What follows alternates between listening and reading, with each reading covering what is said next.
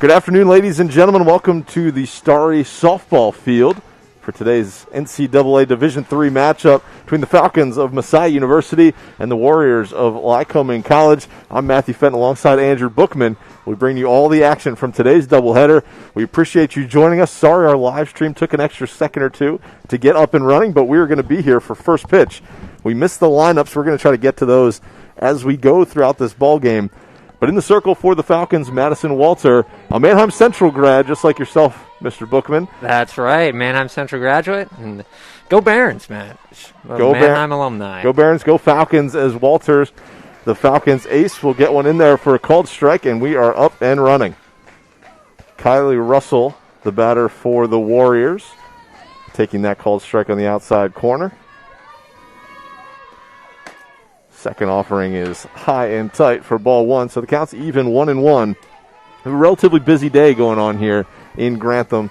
Not maybe as crazy as some of our other days have been, but men's volleyball in action as well. Baseball's on the road, and we've got softball right here as Russell fouls that one back. So we'll be trying to keep track of all of those a little bit. We'll be bringing you some of the action. But our focus is right here on the softball diamond. A beautiful afternoon, a little chilly, but a real nice afternoon for some softball on this Easter weekend. Off-speed delivery is up high for ball two.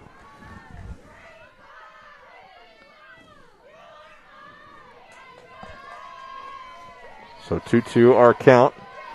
Walter has been phenomenal as she gets Russell to swing through that one for out number one.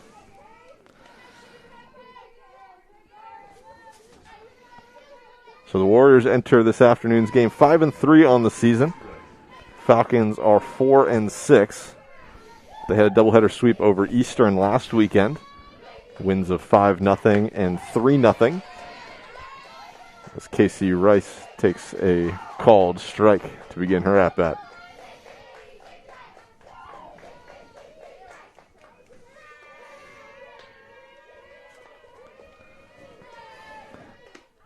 One delivery is swung through. Count moves to 0-2. Walter pounding the strike zone early, trying to get ahead of these Lycoming hitters. Absolutely. She did a lot of that last weekend against Eastern. She's nibbling on the corners here and misses outside for ball one. Couldn't get the hitter to chase there, that one, Matt. That was a good-looking pitch. She just tried to expand that strike zone. Here's the 1-2 offering. That's on the inside corner, and Rice takes a seat looking. So 2 batters, 2 strikeouts for Walter. 0-0 our score here in the top of the first inning. No runners just yet.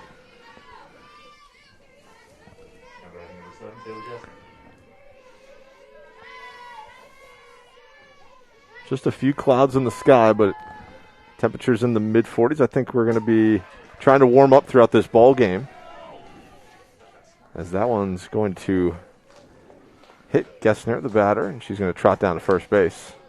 For the first base runner of the contest, Morgan Wetzel will come to the dish.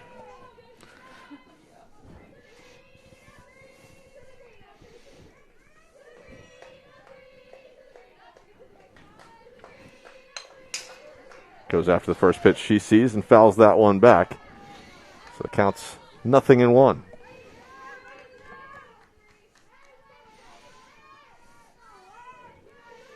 I mentioned some of the action going on in Messiah Athletics this afternoon. We should mention that there's already a game today that has been completed. Messiah Women's Lacrosse was in action this morning. They took care of the Alvernia Golden Wolves. It was a 10 a.m. start. So they wrapped up with the 19-3 victory. Improved to 9-0 in the season as this one's fouled back. Count goes 1-2.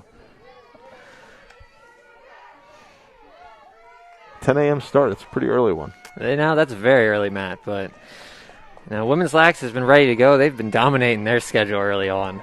They have. And the early start did not hold them back at all. As this one's popped up on the infield dirt. And Seiss is there to squeeze it for the final out of the frame. So no runs, no hits, no errors, 1 runner left on base with that hit by pitch. We head to the bottom of the first. Falcons and Warriors tied at 0.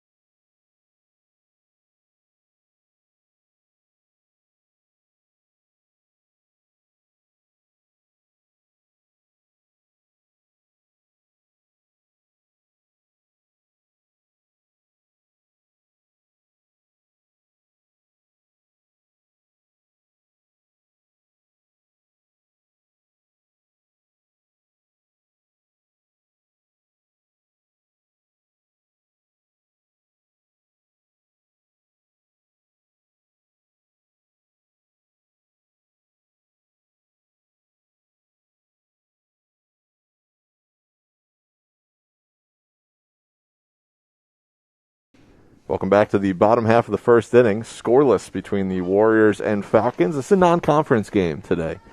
Warriors typically in the MAC Commonwealth. They flipped over to the MAC Freedom starting this year. So this is just a non-conference game, but a good tune-up here in the middle of the season. Scheduled to play a doubleheader today and a doubleheader on Monday up in Williamsport. You just made that trip this week with the men's tennis team. I did make that trip up to Williamsport. We men's and women's tennis had indoor matches on Thursday. First pitch from Angie King is a called strike to Alexa Berger on the outside corner.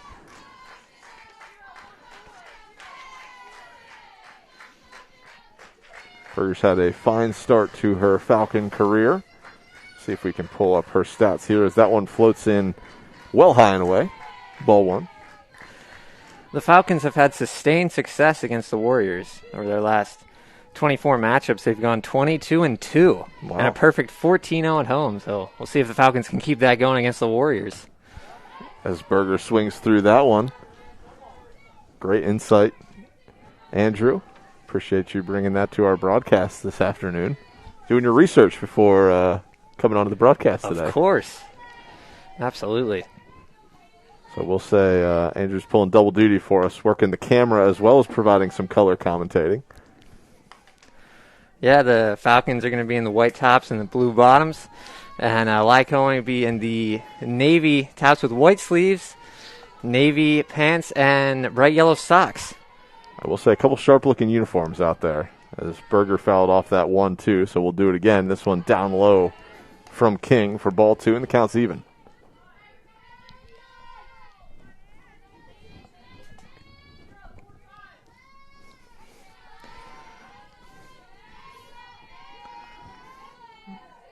Two offering from King on the way. That one flutters up high by the shoulders for ball three.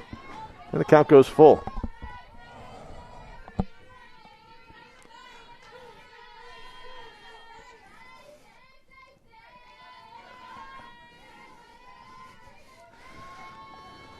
So the payoff delivery from King is going to be swiped at and fouled straight back.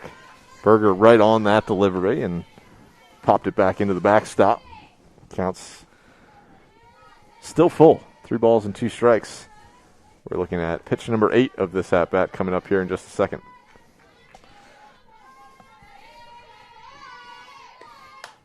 Again, fouled off, and we'll do it again. Quick update from Messiah Baseball. Falcons are ahead of the Hood Blazers 3-1 as they play in the top half of the 4th inning.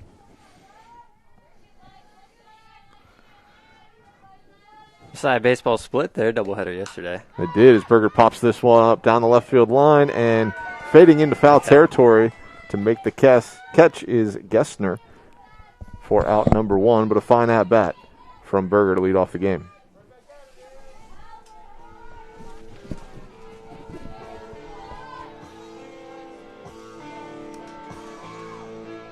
Doing a little camera adjustment here to try to get as much of that left field line as we can. Yeah, ran into a little bit of the screen there, Matt. So here's Litwin going after the first pitch she sees, pops it up into shallow center field. The Wolf is there to squeeze it for out number 2.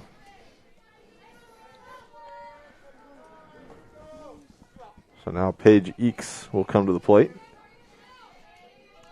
After that long at-bat to the first batters, 1 pitch, 1 out. So 2 down quickly here in the bottom half of the first, Matt. 2 away for Eakes.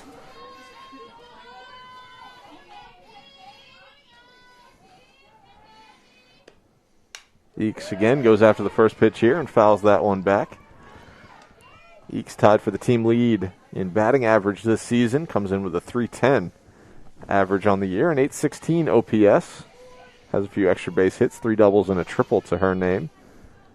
No RBIs, though, and has scored 3 runs, so she set the table a little bit as she punches this one into right center field. Wetzel's going to cut it off out there in center, but Eakes is on with the first hit of the ball game for either side. Yeah, 2 consecutive off-speed pitches there, and Eakes was waiting on both of them. He got a piece of the first one and then was able to get a good contact on the second one and hit a single into right center. And now Bryn Baker will come up, also tied for the team lead in batting average with a .310. Does have a home run to her name, 4 RBIs, and 14 total bases. .483 slugging percentage, so she'll look to keep this little mini rally going as she takes up high for ball 1.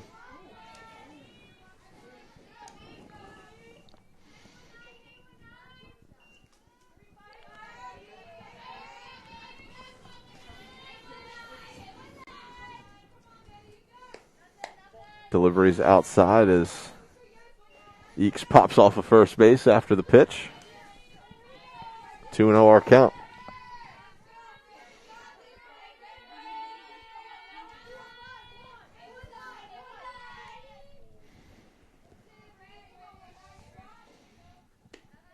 This one high and away for ball 3.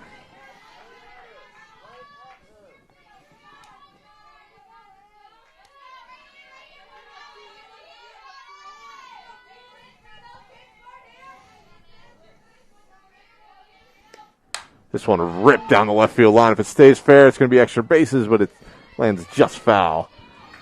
A loud strike, but Baker getting the green light on 3-1 and took advantage of it as she stroked that one down the line, just foul. Absolutely. That could have been a lot of trouble for the Warriors, but you're a Lycoming Warrior. You're glad that one slipped foul, Matt.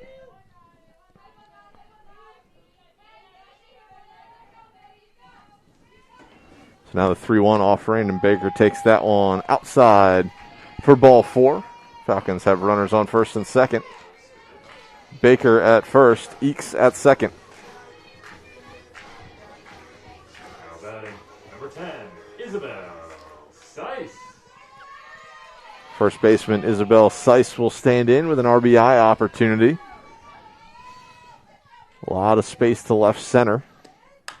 And she's going to hit it right out the center fielder, and Wetzel's going to be there, I think, in her tracks. I don't think she had to move at all to make the catch for the final out of the frame. That was hit right to her, man.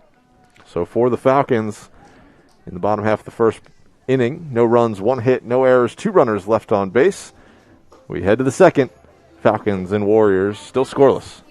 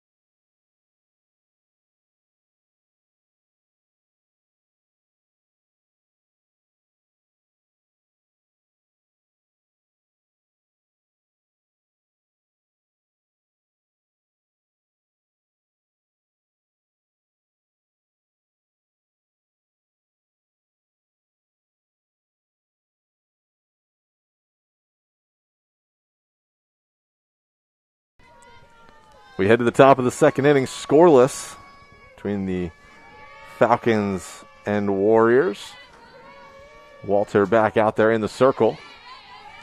Klosko swings through it for strike 1.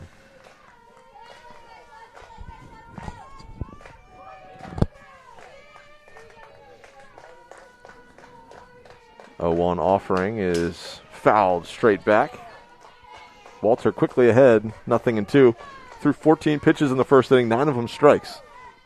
That's what we call efficiency, Matt. That's exactly what we call efficiency. A couple strikeouts and a pop-up in the infield. Did hit a batter, but escaped it without any issue. Nearly swung through that one, but just getting it into the bat on it to foul it straight back. Count remains 0-2.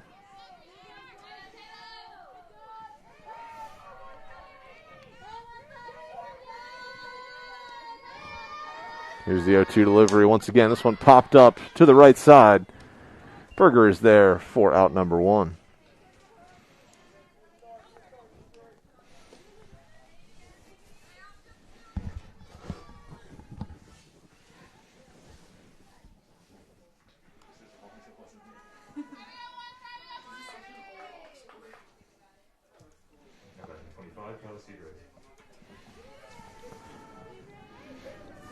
Kylie Seagraves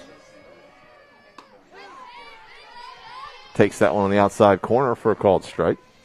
Again, starting off the at-bat with a strike, Matt. Love first pitch strikes. Helpful to any pitcher ever.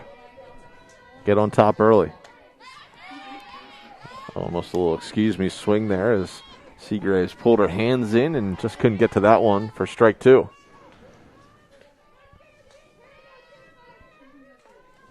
No balls and 2 strikes. This one down in the dirt, blocked nicely by Shannon. Ask for the appeal to first base. And no swing. So 1-2 the count.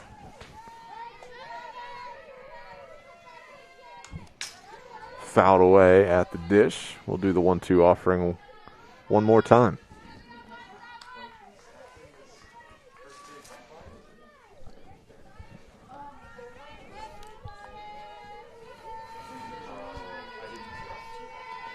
Men's volleyball is off to a hot start. They lead 20-9 in the opening set against Wilkes as that one's fouled away. Yeah, that's one way to start off senior day, Matt. It is. It's a fine way. Falcons looking to lock up the top seed in the MEC tournament next week. Got one away here in the top of the second inning at softball. Walter trying to put away Seagraves and takes that one down low for ball 2, 2-2.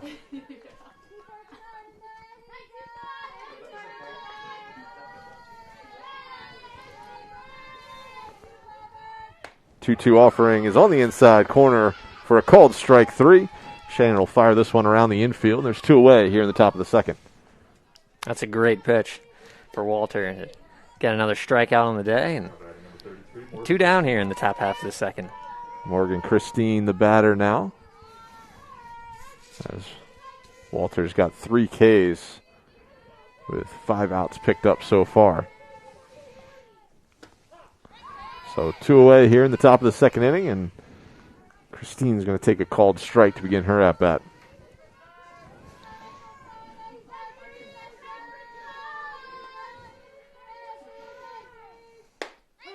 This one catches the inside corner as well. Count quickly, 0-2. Again, Walter getting ahead of the batters here. Lycoming, one more strike, and she's out of the inning. Has her signed, now deals, and Christine swings through the offering. Looked like that one was high and away, but swinging through it was Christine for the final out of the second. So a 3-up, 3-down inning for Walter. No runs, no hits, no errors, no Warriors left on base. We head to the bottom of the second inning. Falcons and Warriors still scoreless.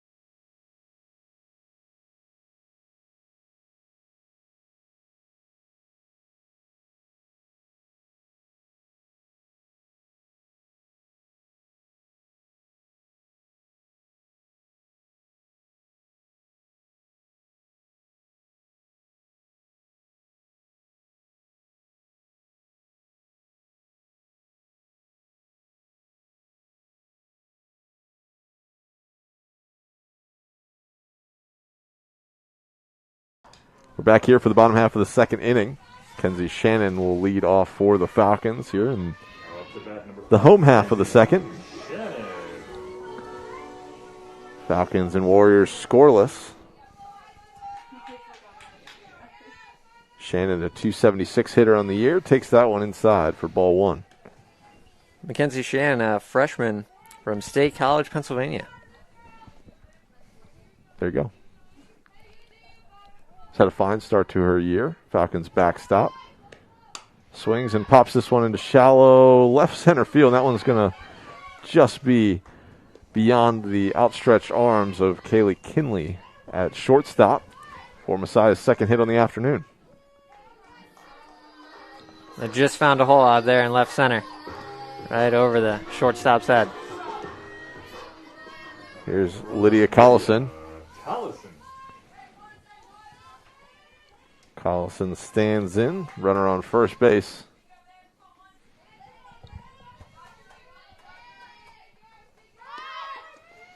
Collison turns to bunt. That one's going to skip away, and Shannon's going to scoot up into scoring position. That's a heads-up base running there from Shannon.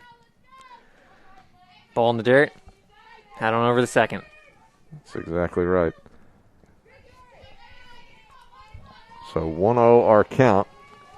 Falcons with a runner in scoring position with no outs. We'll see if Collison turns and bunts again, at least attempts to bunt. Does get this one down, and that one's going to be a dead ball in the box. So our count's going to go 1-1.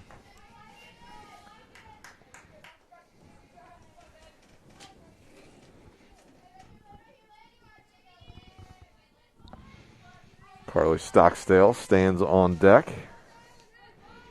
Would love to be batting here with one out and a runner on third. Collison fouls this one off. Not able to execute with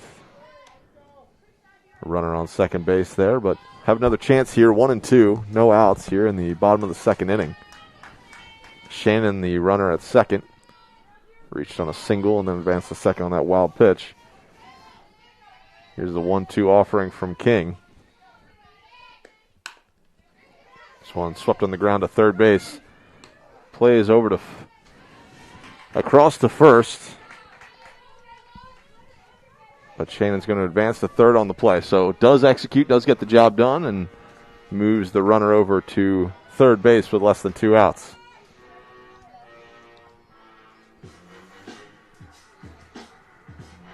Batting number 3, Carly Stockstale.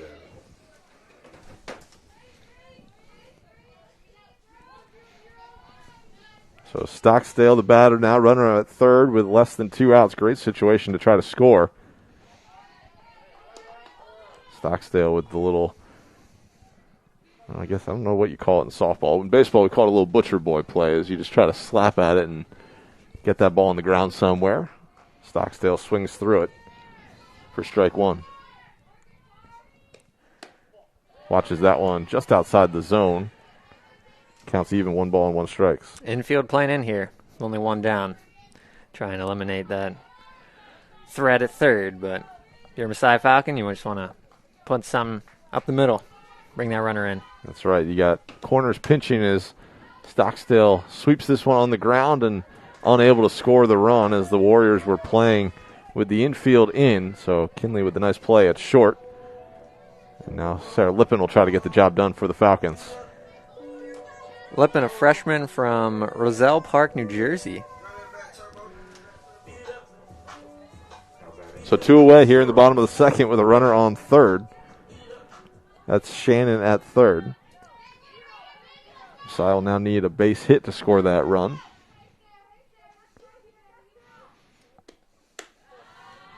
Lippin, generally a little slap hitter. Runs forward from the left side. Watches that one high and away for ball one. 1 ball, no strikes. Lycoming still playing in, even with two down. Just respecting the speed of Lippin. You don't usually want a slap hitter to get one down on the ground and have your shortstop playing back and can't make that play at first. So 1-1 the counts here. As you mentioned, Warriors are all inside the base paths. So they're all tight on that infield dirt as Lippin squares the bunt, attempts at it, and swings through it. So 1 ball and 2 strikes.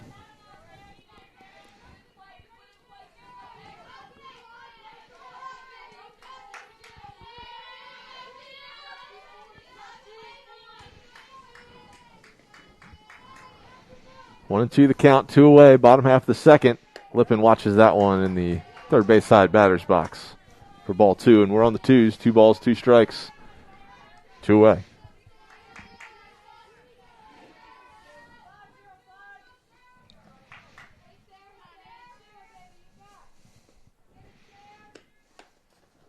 Lippin gets a piece of that one, fouls it off.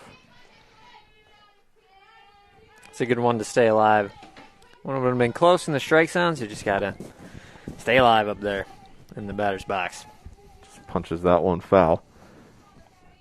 So we'll do it again. 2 balls, 2 strikes. Top of the order stands on deck. It's Alexa Berger over there. Here's the 2-2 offering from King. Lippin takes that one for a called strike. And the Falcons are going to strand one in scoring position. So for Messiah in the bottom half of the second, no runs on 1 hit, no errors, 1 runner left on base. We head to the third, still scoreless here in Grantham.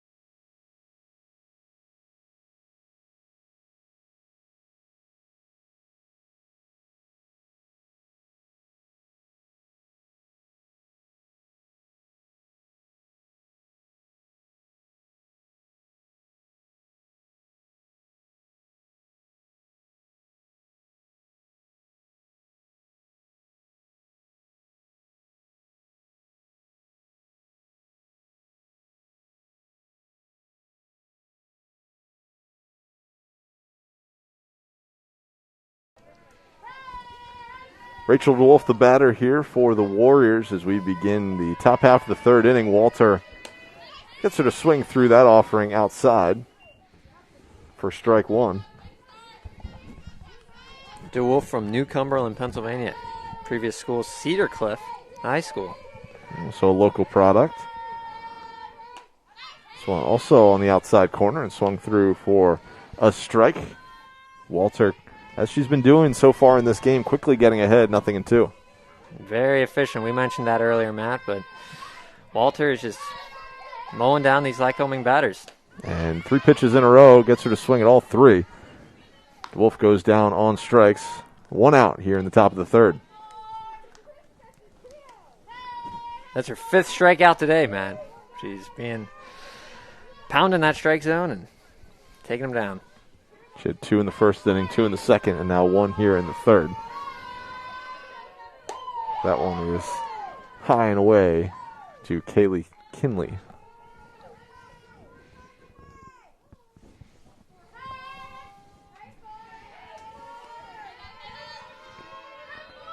Walter checks her sign and then fires right down the middle. Kinley can't catch up to the heater and swings through it for strike 1.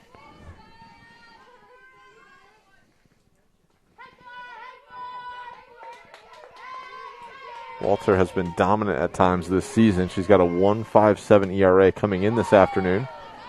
That one just misses down low. Ball 2. It was a good-looking pitch.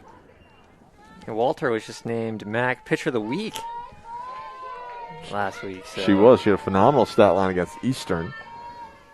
As that one's in there for a called strike. Walter went 7 innings of 1-hit ball last week. I think that hit came in the 7th inning as well, so I think she was carrying I don't know if it was a no-hitter or a perfect game. I was up at lacrosse at the time, but I heard she was having a phenomenal afternoon and gets her 6th strikeout of the day on the inside corner. Yeah, that's 2 strikeouts each inning. Make it 6th. But we'll see if she can strike out the side here. And another efficient inning. Lycoming is having trouble making any contact here. We head to the top of the order now as the Warriors turn the lineup over. Kylie Russell swings through and gets a bat on that one, fouls it away. We'll say a lot of similar names for the Warriors in this lineup. We were looking at a lot of Morgans in there, Kylie's. We were looking through. I was getting a little confused, so we'll do our best to keep them all straight. Apologies if we ever mix up any of them. But Russell stands in, the lefty. Watches that one on the outside corner. Nice pitch by Walter, just catching the black on that one. Count goes 0-2. Yeah, Russell, a freshman from Cogan Station, Pennsylvania. But she faces a 0-2 hole here. Try and keep this inning alive for the Warriors. 0-2 offering from Walter is... Well, Walter was almost smiling the moment she let go of that ball as that one flutters in up high for ball one.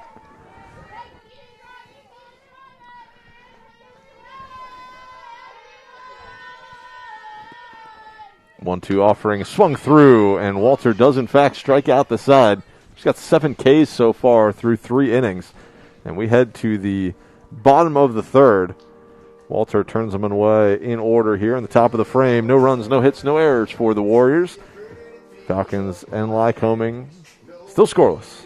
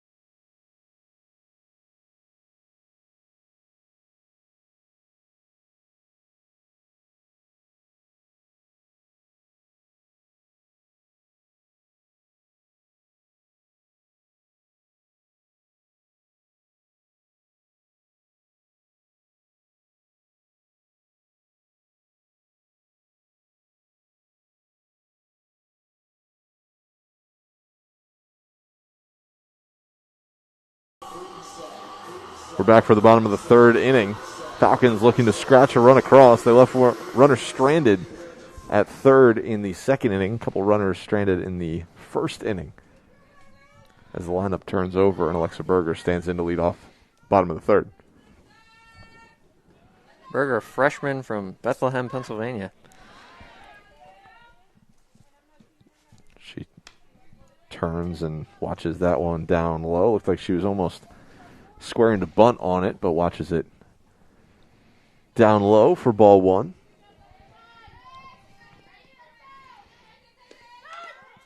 And she does kind of, not necessarily a pure bunt, but slides her hands up on the bat and is looking to just deaden that ball at home plate. Gets a piece of it and fouls it back. 1 ball and 1 strike. Falcons are looking for anything here to get some base runners. Just to try and push some runs across here in the bottom half of the third. Sai looking to put some pressure on the Warriors. Berger swings through that one. Big hack. Pitch on the outside corner. 1 ball and 2 strikes.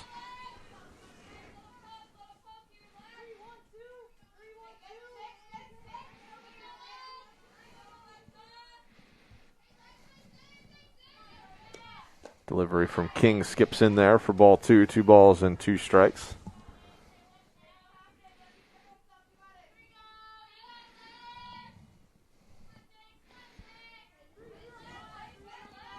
Berger came into today with a .235 batting average. Pops this one up down the first baseline in foul territory, and nobody's going to get to that one. I'm going to try to fix our camera at some point and get a little bit better angle for you. We'll see if we can do that maybe between innings. As we ran into the side of the post here, not sure how we're going to do it better, but we'll do our best here. I tell you, man, it's tough in this press box. You got this small window opening for the camera. I know we don't have a better, real better spot to put it. So we're doing the best we can here as that one flutters in there for a called strike. A real nice pitch. As Berger wasn't expecting the off-speed delivery, takes it for a called strike. Certainly was not. That off-speed froze her right there in the box. One down here in the bottom of the third. So one away for Ellie Litwin. Looking to start a little rally here for the Falcons. The first inning, I think there were 2 away when Paige Eakes reached for the Falcons. Eakes stands on deck as Litwin takes that one up high for ball 1. Yeah, Litwin, a sophomore from Reading, PA. She took the first pitch she saw in her first at-bat, so. Goes after this one down the first baseline. Tough play, but ranging to her right, to her left was D. Wolf down the line for the second out of the inning.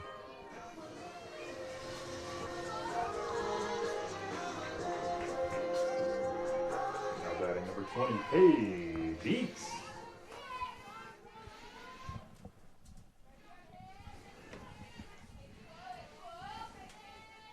Eakes will bat here with 2 away.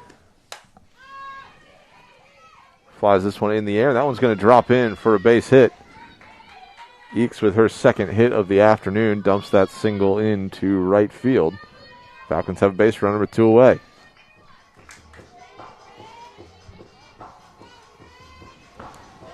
Bryn Baker walked in her first time to the dish. Now batting number 19, Bryn Baker. Falcons with 3 hits on the afternoon. Shannon with 1 and Eakes with a couple. Baker rips this one to left field, and it's going to burn the left fielder. That's Russell. And here comes Eakes hustling home with the first run of the afternoon. A double for Baker. She went after the first pitch she saw. Hammered that one to left field. The Falcons are on the board. Yeah, she went after the first pitch, and she gave that ball a ride on the left field and was able to bring the Falcons' first run of the day and give them the 1-0 lead. Baker 1 for 1 with an RBI and a walk. Having a fine day for the Falcons here in game 1 of this doubleheader. This one right up the middle is going to hit off of King's glove, and everyone's going to be safe as an infield single. The Falcons will cover the corners. Attack the first pitch there again. So Falcons aren't waiting around. Here's Mackenzie Shannon. Now to bat number 5, Mackenzie Shannon. 2 away here in the bottom half of the third. Falcons already have a run in. They cover the corners. Shannon takes that one outside for ball 1. Shannon hoping to give the Falcons a little more insurance for Walter. She's been pitching a gem here for these first 3 innings. She sure has. Just 1 base runner so far. That was on a walk. Excuse me, on a hit by pitch. As King tosses that one up high. 2 balls and no strikes. Shannon with a base hit in her first time to the plate. Lofted one over the shortstop's head. Stands in there with a 2-0 count. 2 away. A couple Falcons on the corners. Watches that one on the outside corner for a called strike. Nice pitch from King.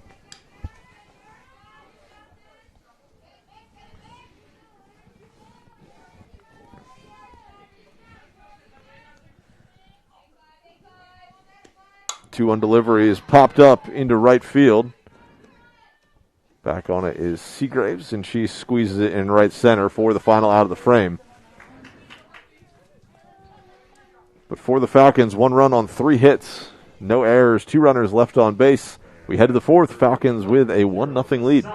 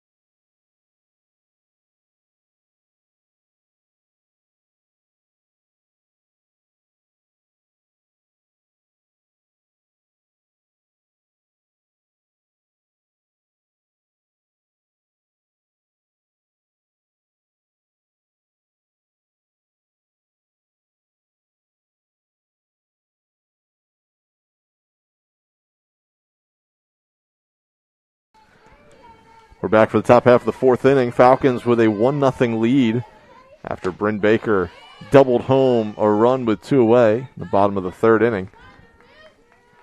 Madison Walter back out for her fourth inning. She has been dominant so far against these Warriors. Gets one in there for a called strike. Rice pops this one to right field. Berger's back and squeezes it. Backpedaling into right field for out number 1. 2 pitches, 1 out. What's the word of the day, Matt? Strikes? Efficiency. Efficiency, there it is. There it is. You like to throw strikes too, though. So 1 away here in the top of the fourth inning. That one's in there for a called strike.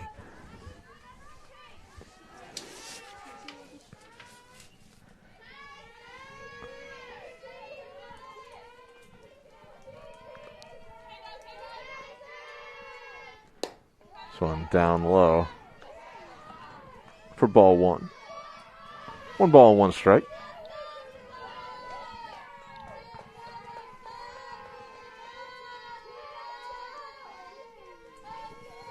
One offering from Walter as Gessner turns and looks like she's going to bunt, pulls back, takes that one for a ball. 2 balls and 1 strike.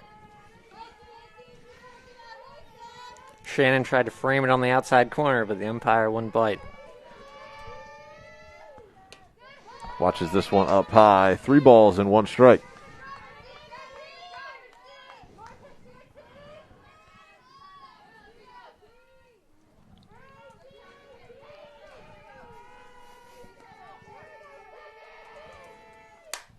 One's fouled away, and the count's going to go full. Walter, nice job of battling back. I think this is her first 3-ball count of the afternoon. I believe so.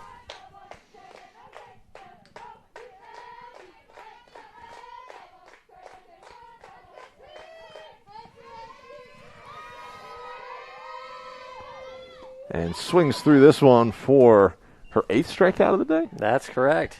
8 of them. She had 2 in the first, 2 in the second, 3 in the third, and now 1 here in the fourth. Caught her with the off speed. Lycoming hitter was way out in front of that one, and not sure 8th K of the day. Morgan Wetzel stands in with 2 away. No runners on for the Warriors. Takes that one outside for ball 1. So 1-0 our score here as we play in the top of the fourth inning. This one popped up on the right side. Baker a couple steps in, will camp under it and catch it over her left shoulder for the final out of the inning. So another 3 up, 3 down inning for Walter and the Falcons. No runs, no hits, no errors, 1 runner. No runners left on base. 1 strikeout in the inning was what I was thinking. We head to the bottom of the fourth. Falcons still in front, 1-0.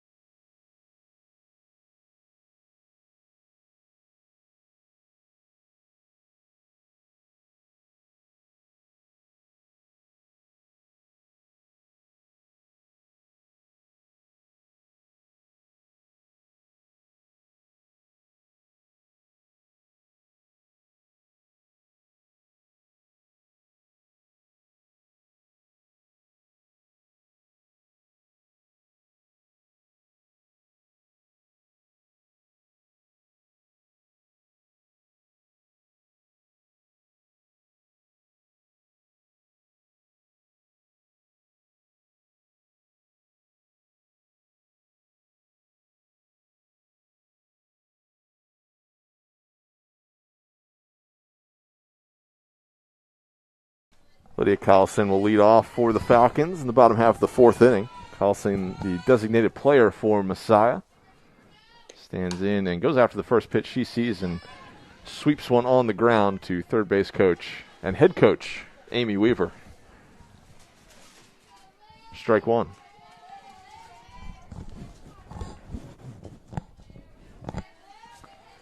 Falcons with 5 hits in the ball game.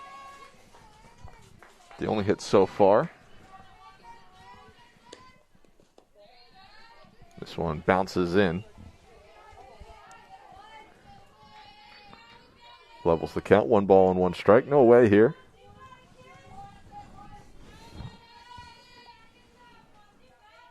King winds and delivers and misses down low, it looks like. The count goes 2 balls and 1 strike.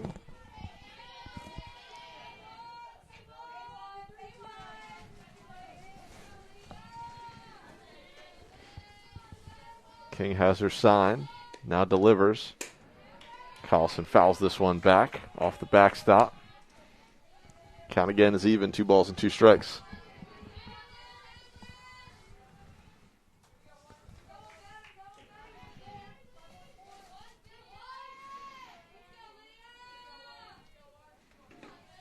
Two delivery is up high, and Collison takes that one for a ball, and the count goes full. 3 balls and 2 strikes. No outs, bottom of the 4th. Falcons lead the Warriors 1-0.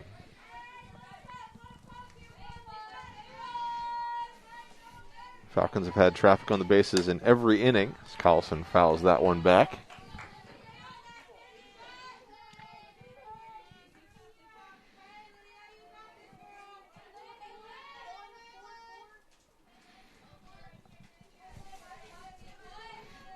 King checks her wrist for the sign. Now the payoff pitch is swung on for strike 3, and Collison goes down swinging for the first out of the frame.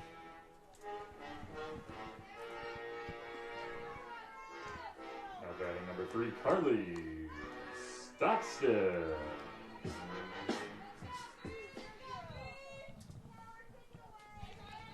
Carly Stockstill, the left fielder for Messiah, will stand in. Taps this one on the ground toward the third base side coach's box for strike 1. Stockstill Jr. from Baltimore, Maryland.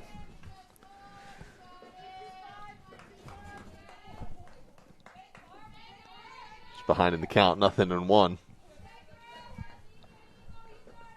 King sets at the waist, now delivers. Stockstill on 1 hop back to King in the circle. Fires over to first for the second out of the inning. With 2 away, Sarah Lippin will be pinch hit for. Looks like Olivia Denmark will come to the plate for the Falcons.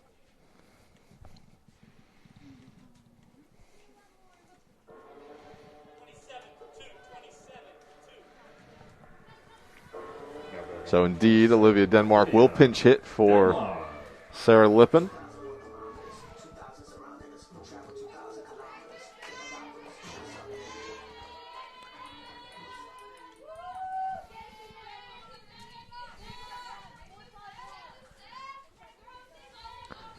Denmark, a lefty, will stand in. Her first appearance of the afternoon. Big swing on the pitch down at the knees. Taps that one foul for strike 1.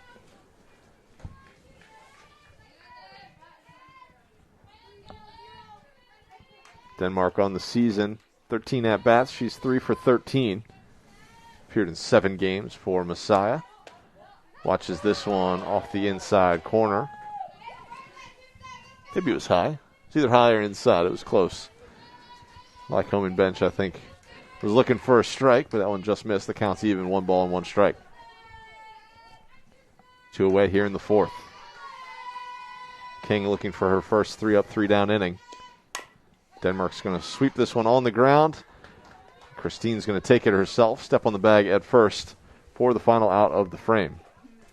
So no runs, no hits, no errors, no runners left on base for the Falcons. We head to the 5th. Messiah leads Lycoming 1-0.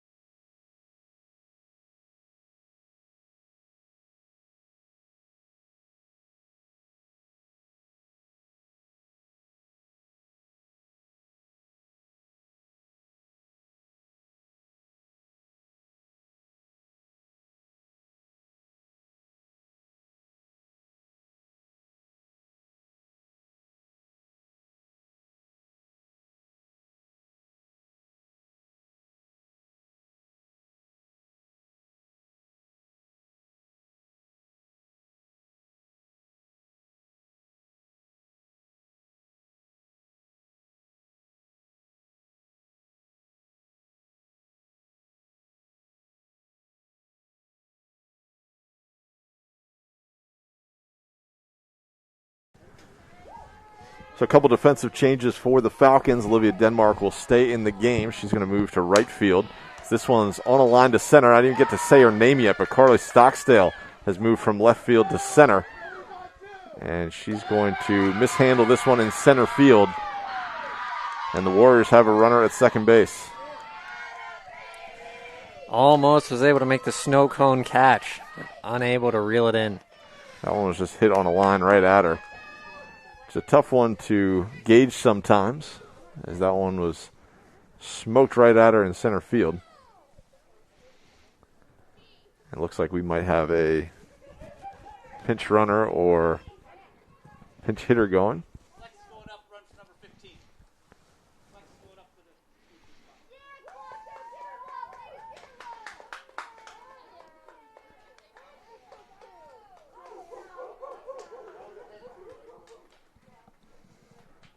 We have a pinch runner here.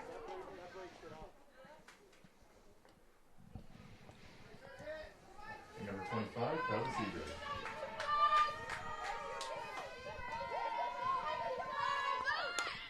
This one's bunted back to the mound. Sacrifice bunt. Falcons will field that one.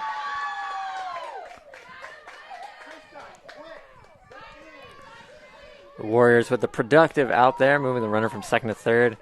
They're looking to tie this game up in the top of the fifth. It's the first hit. That double was the first hit that Walter allowed in this game. So we'll see if the Warriors can try and tie this game up. But if you're the Falcons, you don't want to let that happen. Takes a low and away outside for ball one. Batter is Morgan Christine.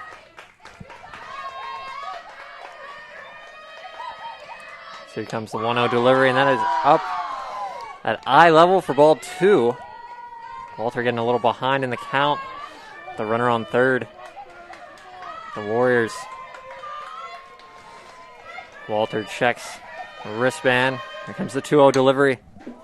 And that is fouled off right in the Lycoming dugout. Good thing that fence is there, Matt. Good thing. We're working through some stats, so I appreciate Andrew picking up our play-by-play at the moment. And here comes the 2-1 delivery from Walter. Swung on and missed. Even the count at 2-all.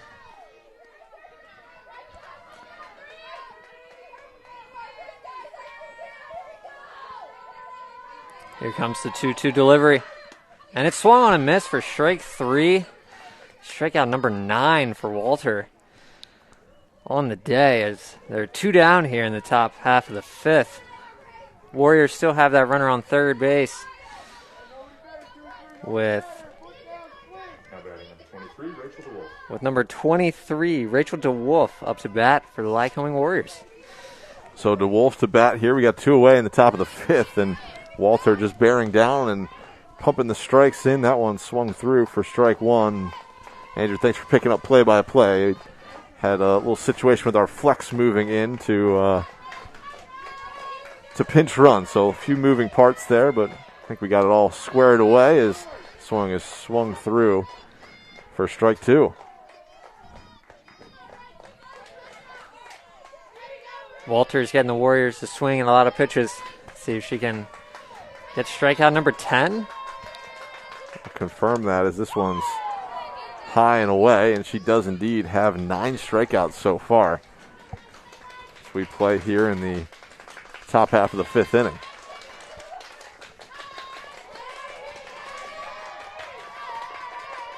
The 1-2 offering from Walter swung through for her 10th strikeout of the day.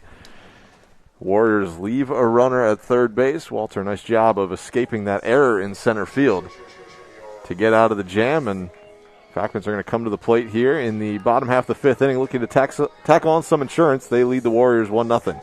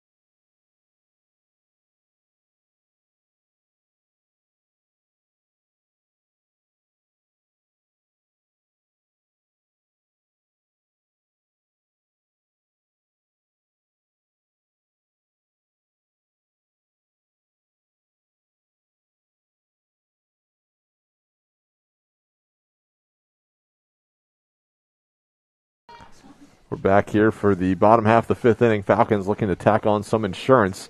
They lead the Warriors 1-0 as Alexa Berger will lead off the inning.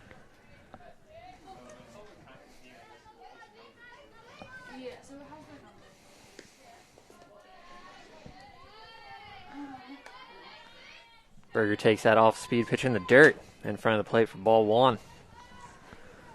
So 1-0 our count. King back out there.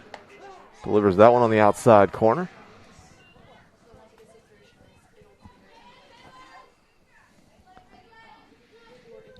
Counts even, 1 ball and 1 strike. Bottom of the fifth, Falcons were unable to put a runner on base in the fourth.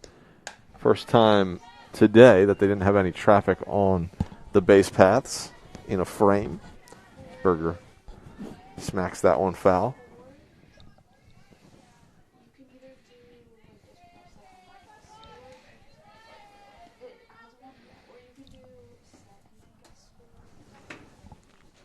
One ball and 2 strikes. Baker pops this one up. Medium depth right field. Seagraves is there for out number 1.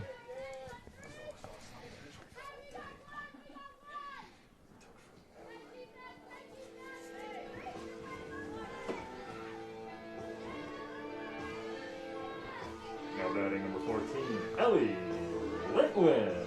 Ellie Litwin will stand in for Masai with 1 away here in the bottom half of the fifth inning. King has her sign. Delivers this one on the inside corner, and Litwin was diving out of the way of that one, and it catches the zone for strike 1.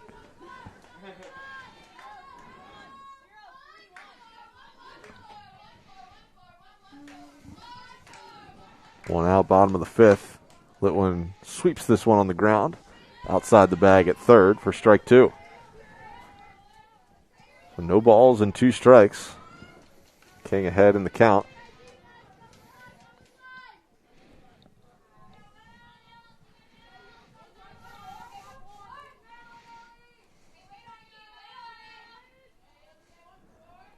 Oh, 2 delivery is popped foul and out of play. Count remains 0-2.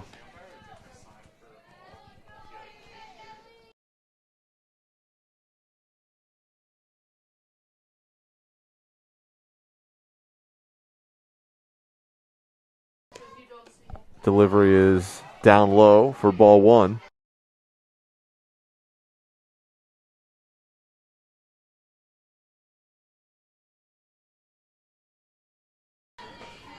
So 1-2 our count, 1 away. Litwin, the batter for Messiah, watches that one up high for ball 2, and the count's even, 2 balls and 2 strikes.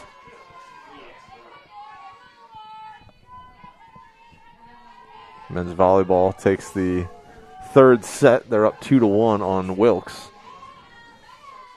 We got a 2-2 offering coming up here from King. Litwin on the ground, right through the box, back up the middle for a base hit with 1 away. It's a good piece of hitting there. Slap it right up the middle and get yourself on base. Get yourself on base for a dangerous hitter here in Paige Eakes, 2 for 2 on the day, a couple of singles. Scored the only run of the afternoon. Number 20, Paige Eakes.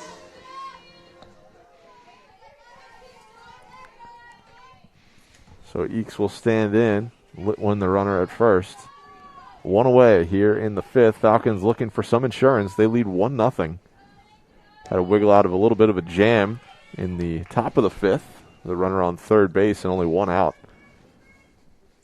But Walter was able to do so and kept it a 1-0 game. Eakes takes that one outside for ball 1.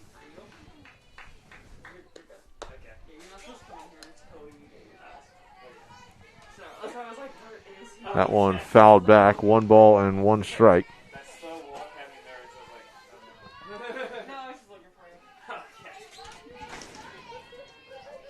1-1 the count, 1 away, bottom of the fifth. Falcons have a runner on first. That one up high for ball 2, 2 balls and 1 strike.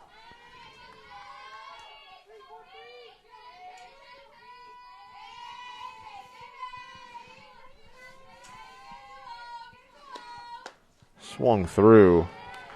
Delivery on the outside corner. So the count again goes even. 2 balls, 2 strikes, 1 away. Falcons with a runner at first. Eakes already has a couple of hits this afternoon, is looking for her third. King stands in at the waist. Eakes punches this one to right field. That one's going to be caught after a step or two back by Seagraves for out number 2.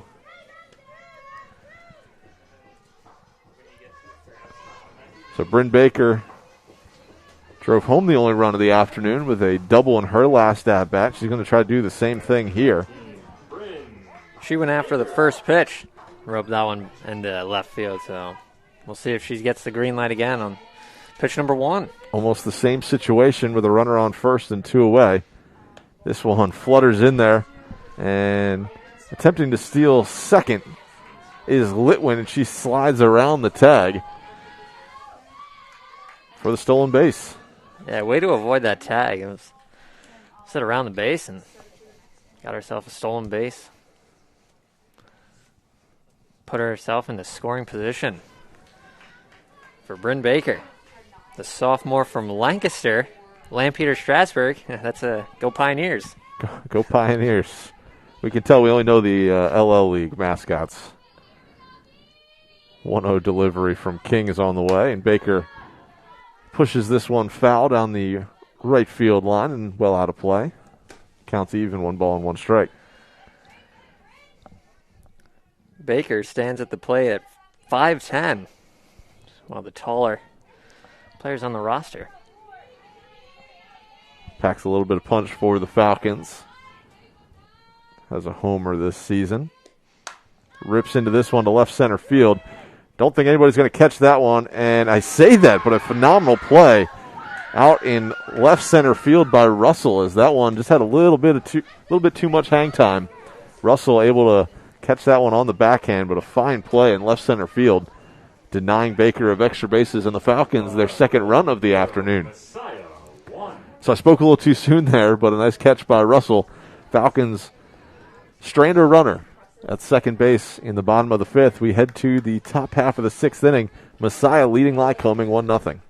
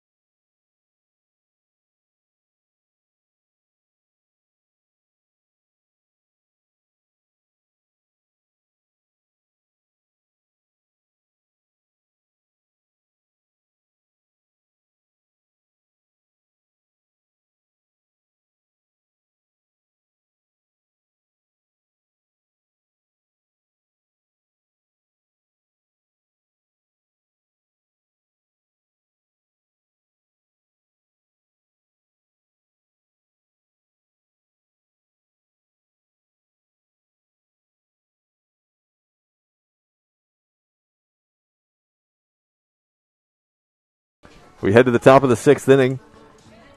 Madison Walter back out in the circle for her 6th inning of work. She's been phenomenal so far for Messiah.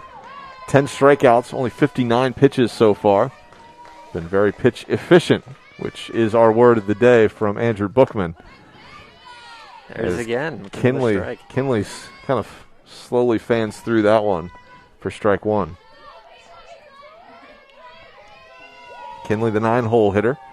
Warriors will flip it back around as this one, I don't want to say rolls in there, but it skips into home plate for ball 1. 1 ball and 1 strike. Warriors did have a runner on third base last inning. Kinley watches this one, checks her swing successfully. A ball in the dirt. Falcons had an error in center field last inning, allowing a runner to get to second base. Warriors moved her over to third, but stranded her there as Kinley dumps this one into right field, and Denmark unable to make the play. That's going to be our first hit of the afternoon, as Denmark had to go to her knees. And so No hit bid is over, but Walter's still working on a phenomenal outing here. Yeah, that's a tough one. Slid down on her knees and I think it hit her in her forearm. But found the turf, and Lycoming has a runner on first. Nobody down. This one bunted on the ground. Falcons will take care of the sacrifice. Be 5-4 on the putout. It's another productive out from the Warriors. Saw that earlier when they moved the runner from second to third in the previous inning, but they moved from first to second with one down. See if the Warriors can put something up the middle and bring a runner in, tie this game up if you're a Lycoming Warrior. Falcons moving around their outfield defense a little bit as this one's shot through the right side, and they get the out at first base. Denmark with a phenomenal play out in right field for the out. That one got past Seiss at first, and Denmark fires her out at first. So out at the play, your traditional 9-3 putout. That's one way to get an out. Now 2 away for the Falcons. What a play. The runner does move up to third on the play. So the Warriors with a runner at third. This one's on 4 hops to Berger at second. She fields it and flips over to first for the final out of the inning. So a huge play by the Falcons to get the out over in right field. So Falcons will force the Warriors to strand a run, but no runs on 1 hit, no errors, 1 runner left on base. We head to the bottom of the 6th. Falcons looking for some insurance. They lead 1-0.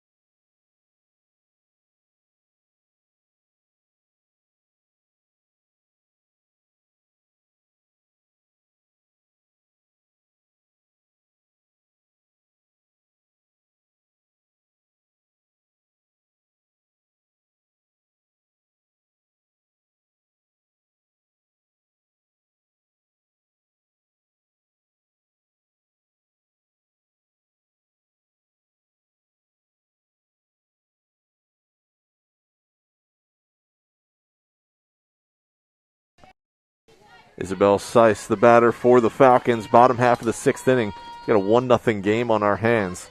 Madison Walter has been phenomenal in the circle for the Falcons. And King has been just as good for the Warriors. Angie King has thrown 5 innings, 6 hits. She scattered those hits, allowed just 1 run. Struck out 3 and walked 1. This one is popped up to right field, just shy of the warning track, and Seagraves grabs it for out number 1.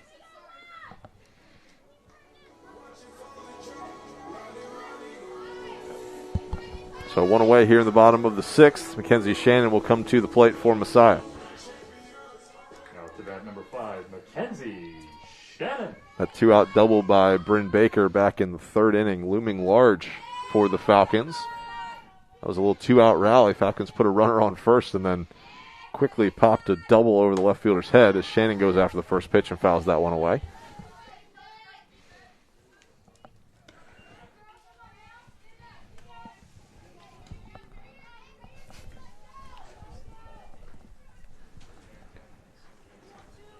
So King ahead, 0-1.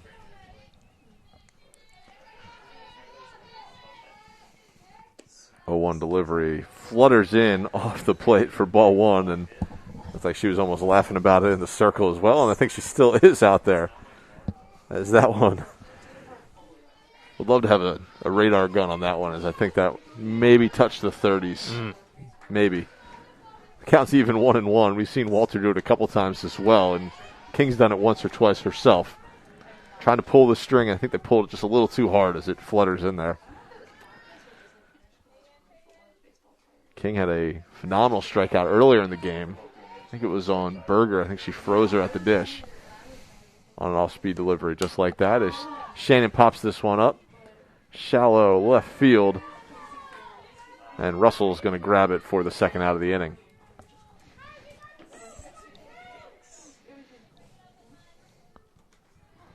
Falcons are going to have a pinch hitter here.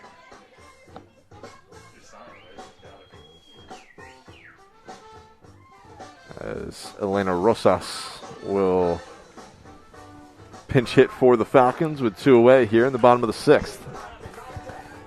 Rosas hit a couple of home runs last weekend. A little surprised to not see her in the lineup, but getting opportunity for a big pinch hit here late in the ball game. Maybe hoping to give the Falcons a little bit of a spark here, get some insurance runs. First pitch swung through for strike 1.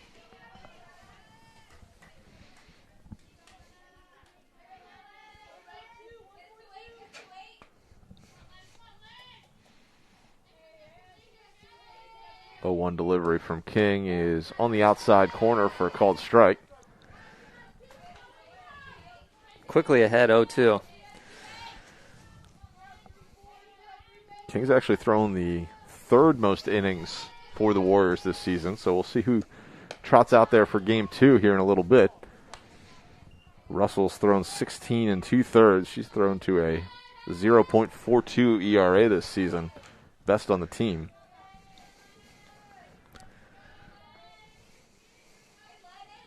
One, 2, the delivery from King is down low.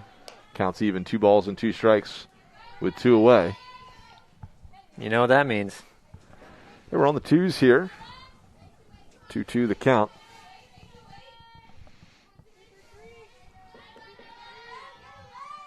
King takes a look at her wrist, has her sign, delivers, and this one's poked foul down the first baseline. At bat will continue.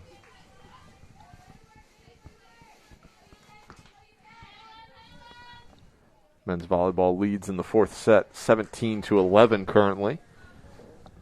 Side baseball up in the top of the 7th inning on the Hood Blazers. They lead 6-2 at the moment.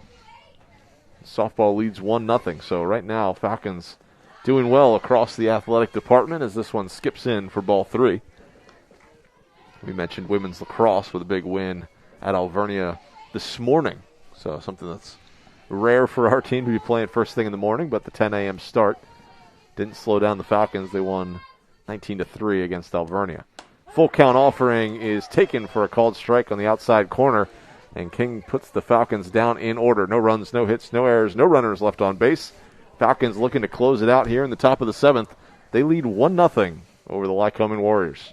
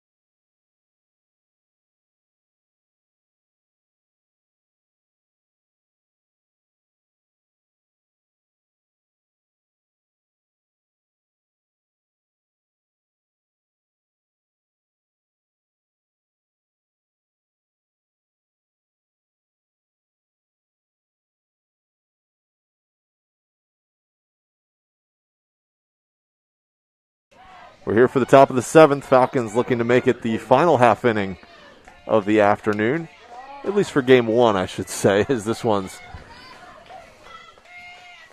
missing the zone up high. Wetzel, the batter for the Warriors, the 4-hole hitter, looking to make something happen here. Walter hasn't given up much today. This one's tapped foul and touched just foul to even the count. 1 ball and 1 strike.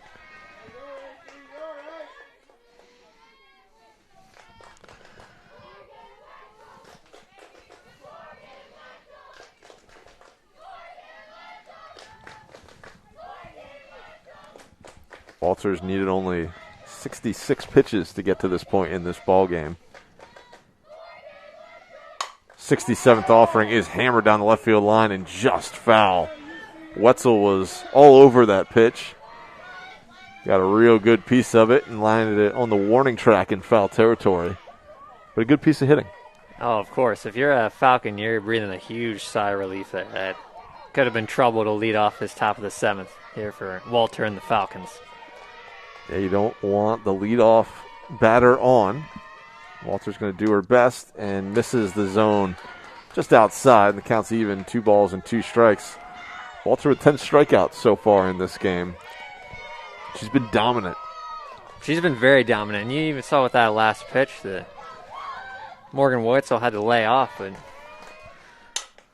Wetzel on the ground, back up the middle, hits off a second base. But she's got herself a clean single up the middle. The leadoff runner is on for the Warriors. that went right through the legs of Walter and hit second base. So we got a timeout on the mound as assistant coach Alex Quigley is heading out to the circle to chat with his pitcher and catcher. So we're going to take a quick break. We'll be right back for the rest of the top half of the 7th inning. Falcons lead the Warriors 1-0.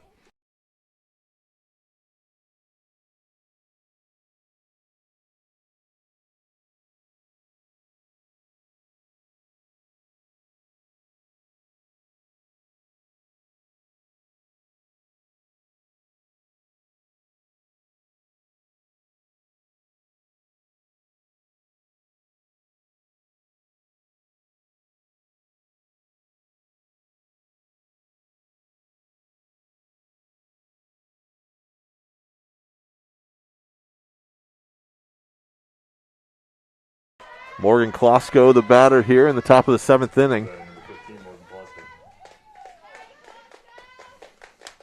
Klosko fouls this one back.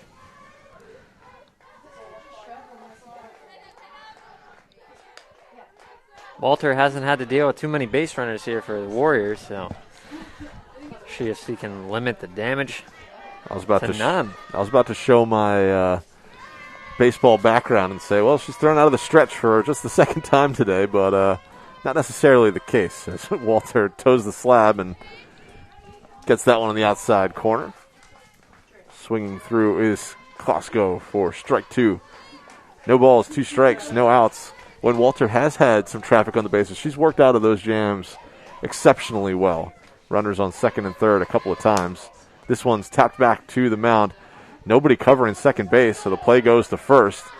Klosko has the productive out and gets the job done, moving the runner up to second. That was a productive out, but Walter looked to second, but there's no one covering second, so she had to get the sure out at first. So it's a tough play because Eakes is coming in to field that ball if Walter can't get to it. And normally you'd have the shortstop taking that throw at second base, but she wasn't there, and Berger's playing a little closer to first, and she can't get there either, so the throw's got to go to first base. An out nonetheless. But so Walter quickly ahead on Seagraves as she fouls that one off. No balls and 1 strike. That one misses down low, ball 1. The Warriors have a runner in scoring position. They would love for Seagraves to get the big hit here. A local product for the Warriors from Williamsport, Pennsylvania. Takes a called strike on the inside corner. 1 ball, 2 strikes. A strikeout would be huge here for Walter. Yeah, she's looking for strikeout number 11 on the day, so we'll see if she can punch out Seagraves. Seagraves stays alive, fouls this one off over top of the Warriors' dugout down the first base line.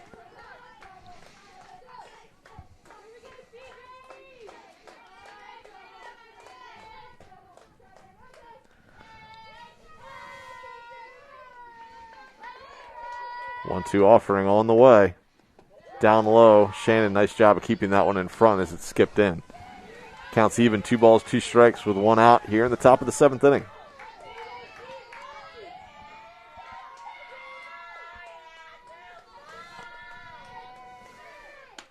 This one off the outside corner. Shannon trying to frame that one, but umpire behind the dish not having it. 3 balls, 2 strikes. There's a base open right now. But you don't want to put the go-ahead run on base if you can. Help it. Not ideal. 3-2 offering it on the inside corner, called strike 3. And there's strikeout number 11. You've been talking about it, Andrew, and there it is. Yeah, right there on the inside corner. Caught her looking. Tell there was that brief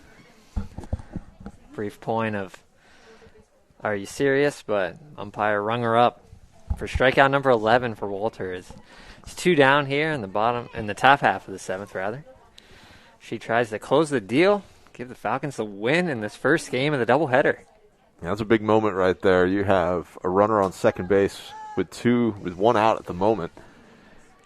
Obviously now a strikeout gives you a lot more options to get out of this game here in the top of the 7th inning, and Walter has been phenomenal. Only her 80th pitch of the afternoon coming up right here. That one's in the exact same spot as the last one she threw for a called strike. She's ahead of Christine. No balls and 1 strike.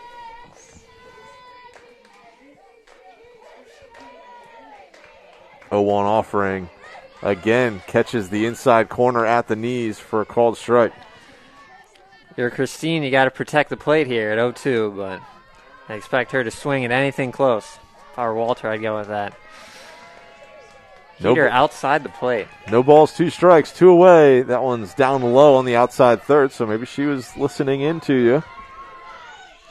Just missed her spot there, and that one's a ball. 1 ball and 2 strikes. Tell you what, I wouldn't be surprised if she went back again. That's been her go-to strikeout pitch on the outside corner. Here it is, the 1-2. That one's on the inside.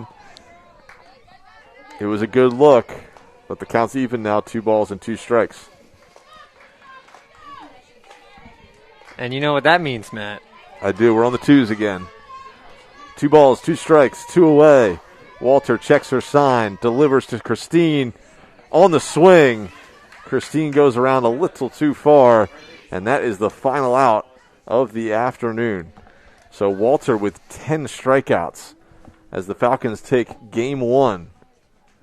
And by that, I mean 12 strikeouts. She had 10 coming into the inning, struck out 2 in the top of the 7th as the Falcons take game 1. Andrew, any thoughts from game 1 of this doubleheader?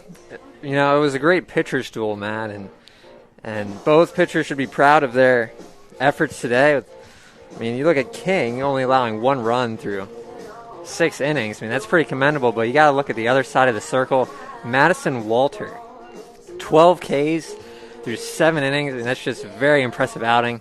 We can see why she got MAC Player of the Week last week, and she might just be eligible for MAC Player of the Week again with this outing. We'll see what the voters have to say this weekend, but a phenomenal outing, just a 2-hitter for Walter. She allowed the single in the 6th and then another one in the 7th. Worked around all the base runners she had through that shutout. Her final line, 7 innings, 2 hits, no runs, no walks, 1 hit batsman, and a dozen strikeouts. So a phenomenal outing for Walter. We're going to take a 30-minute break. We got another game coming up. We're excited about it. It was a quick first one, just an hour and 27 minutes on the clock, and I guess that's what happens when it's a 1-0 ball game. So a great game 1 for the Falcons. They take the first game of this doubleheader 1-0 over the Warriors. Falcons 1 run on 6 hits, 1 error. Lycoming, no runs on 2 hits and no errors in game 1. So thanks for joining us for Game 1. We're going to step away for about half an hour, but we'll be right back with all the action from Game 2 from right here, Starry Athletic Complex in Grantham, Pennsylvania.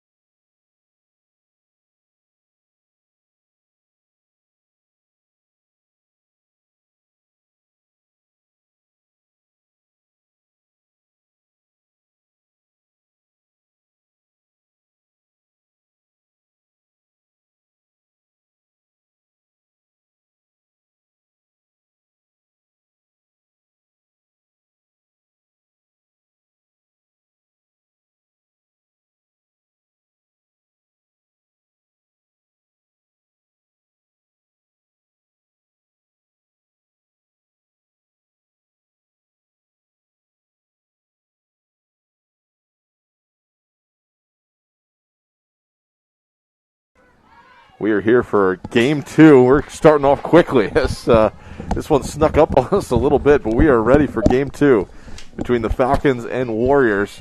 Bryn Baker in the circle for the Falcons.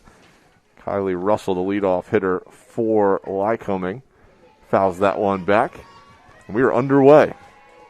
Falcons took game 1, 1-0. Baker delivers outside. Ball 1. That 1-0 win was, I want to say, squarely on the back of Madison Walter in the circle, but she was phenomenal for Messiah. Gave the Falcons a complete game shutout, allowing just 2 hits, striking out 12 as this one swept on the ground through the right side.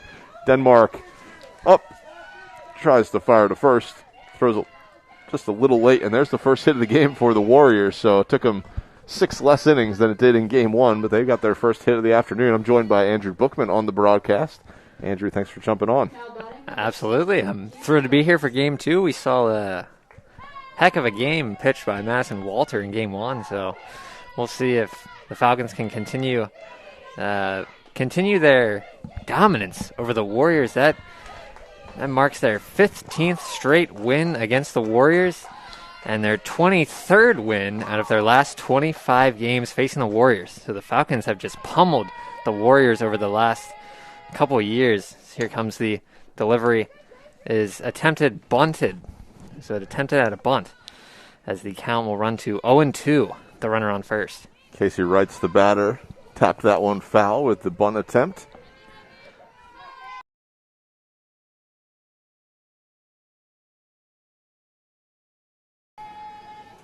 So runner at first base is Russell. Wright squares the bunt with 2 strikes and watches that one high and away for ball 1. 1 ball and 2 strikes.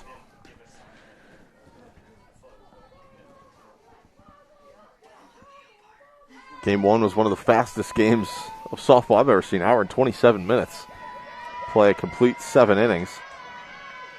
Wright squares the bunt, watches that one inside, and Falcons going to try to snap throw to first base with Berger covering, and that one's going to be late. So 2 balls and 2 strikes, no outs.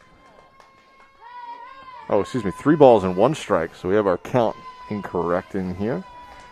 So that first one was called a ball. This one bunted foul. So now the count goes full. Apologies for that. 3 balls and 2 strikes, no outs. Already more traffic on the bases for the Warriors than they saw in the first couple of innings, with the leadoff hitter on.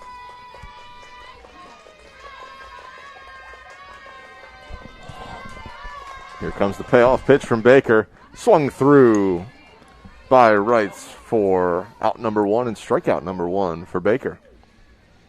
There you go. We saw a lot of strikeouts from Walter in the first game. It's to the tune of 12. A dozen strikeouts there in game 1. So here we go. Bryn Baker starting off the game with a strikeout of her own, with 1 down here in this first inning. 1 away. Offering is in there for a called strike.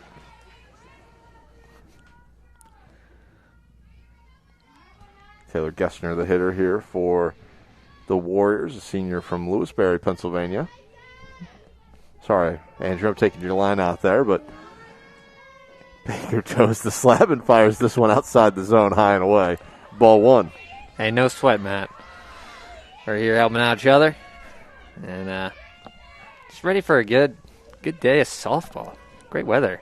It's been a great day so far, and we're hoping for a couple hours of quality game 2. Game 1 was edge of your seat the whole time. It was a really good battle. Strong defensive battle as this one swept on the ground to Eakes. Eakes fields it on a couple hops, fires to first for the second out of the inning. Russell's going to move up to second on the play. Good routine grounder. Fired off to first for the out. We're 2 down here in the top of the first. Morgan Wetzel will stand in. We've been keeping you updated if you were with us for game 1 on what else is happening around Falcon Nation, the rest of Messiah Athletics.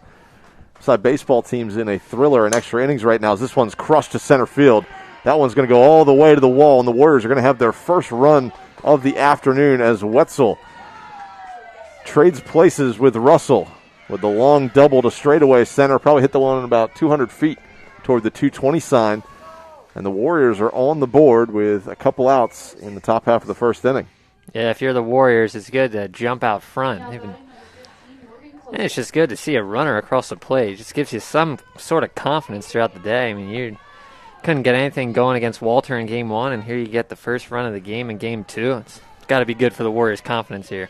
It is. Looks like this one's going to be tapped right back to Baker. She does a nice job of stopping it right there in the circle and throwing it across to first. And an exciting top half of the first inning as the Warriors push a run across. 1 run on 2 hits, no errors, 1 runner left on base. Falcons are going to try to get that run back here in the bottom of the first inning. Lycoming leads Messiah 1-0.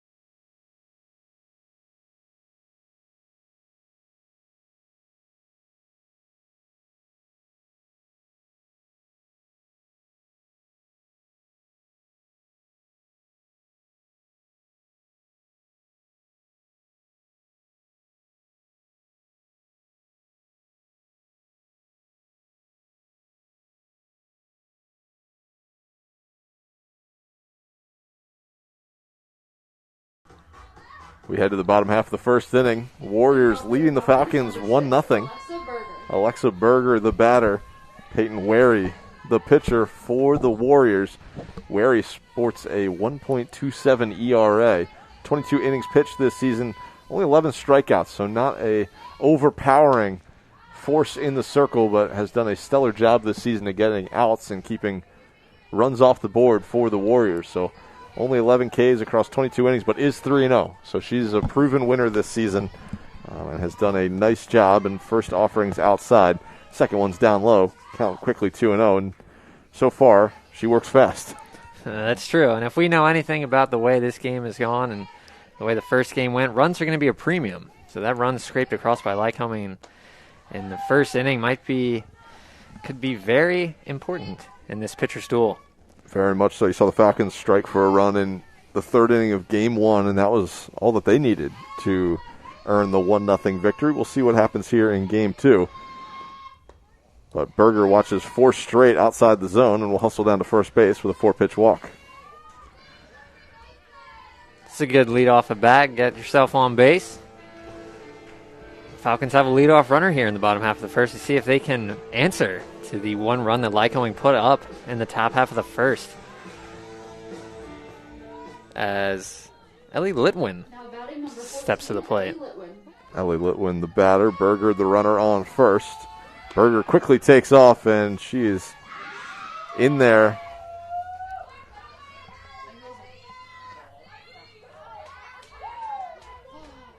And it's going to be ruled that Berger left early. So going to swipe second, but was in there safely and was so far ahead of the throw, and they're going to rule that she left first base early. No balls and 1 strike, your count. That's a tough one if you're the Falcons. You get the leadoff runner on, and then looks like the umpires are going to talk it over of whether or not she left early from first. They're trying to figure out if there was a pitch or not on that one.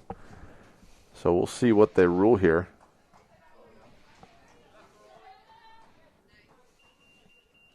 So a little bit of confusion right here at the start of the bottom half of the first inning.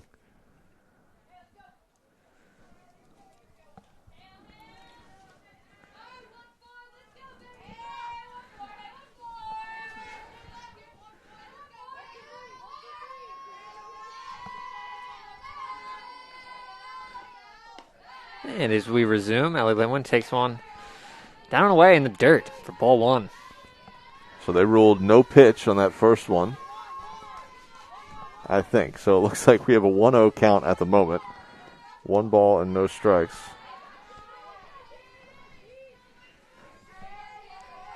And Andrew Bookman's going to take over here on play-by-play for a second while we figure out some volleyball stats issues at the moment. I'll be right back. And here comes the delivery.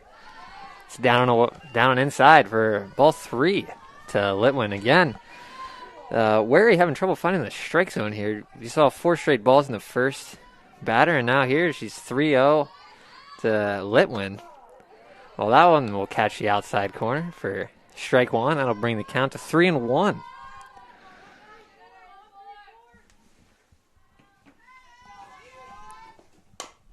And Litwin hits it up the middle, fielded by the shortstop. And it'll be out at first for out number 2.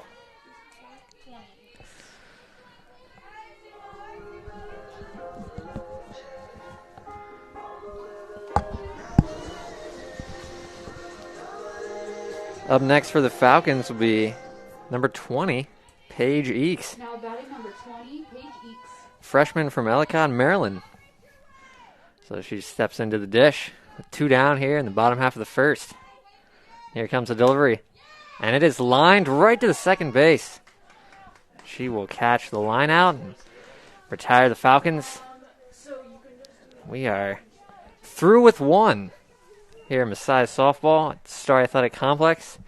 Lycoming leads 1-0. And we will be back shortly after the break. You are watching GoMessiah.tv.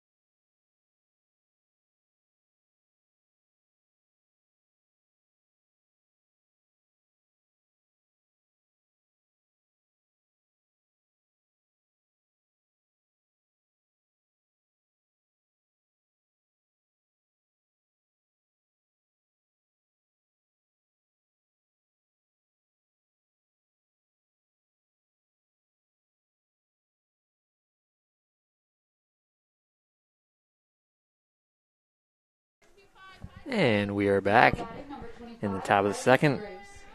And up to bat for the Warriors will be number 25, Kylie Seagraves. Lycoming takes a 1-0 lead into this top of the second. Here comes the delivery from Baker. And it is fouled off behind the backstop. She takes the 1-0. 0-1 count, rather. Baker, a sophomore from Lancaster, Pennsylvania. We mentioned in the first game, Lampeter Strasburg, Pioneer graduate.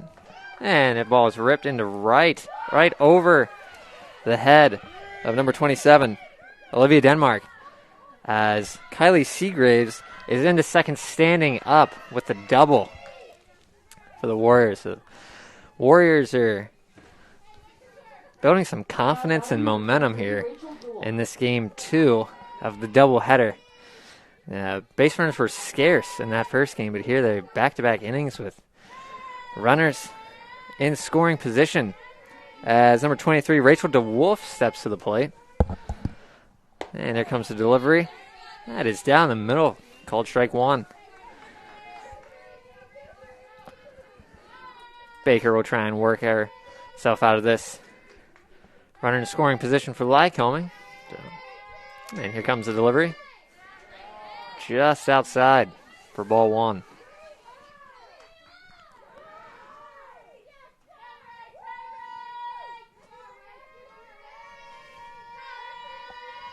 Baker looks down at her wrist and comes the delivery. That'll be up for ball 2.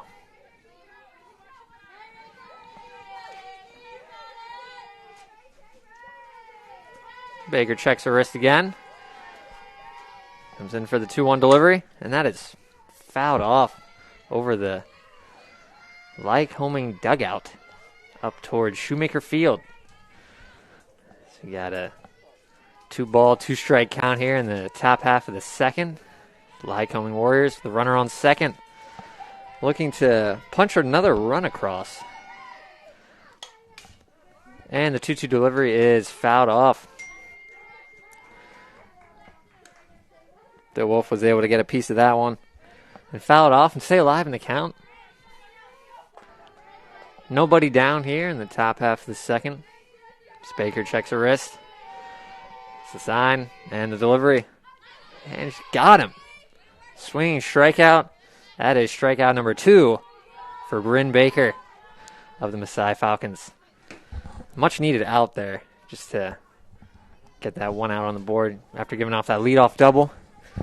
That double was ripped to right center, and a great job by Baker to come back and get that strikeout with the overpowering fastball in the outside corner for out number 1. Here's Glosick, and she pops that one foul. First offering back from Baker.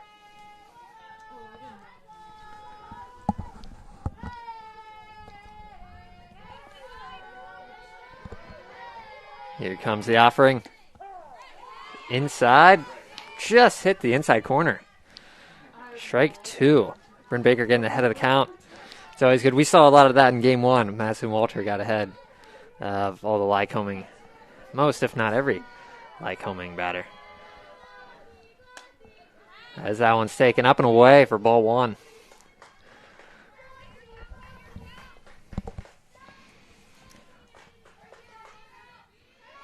Bryn Baker looks towards the Maasai dugout, checks her wrist, and we're ready for the 1-2 delivery, and that is poked right through the middle for a single.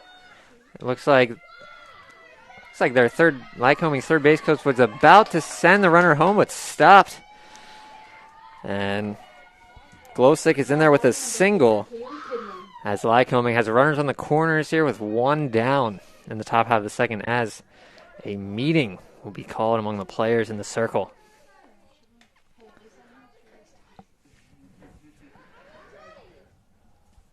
Up next for Lycoming is number 4, Kaylee Kinley. She's a sophomore from Bellefonte, Pennsylvania. She will step to the plate looking to add to this lead from Lycoming over the Falcons. Just trying to poke some more runs across. Lycoming was not able to get any runs the first game, so they are ready to strike early and often in this game 2.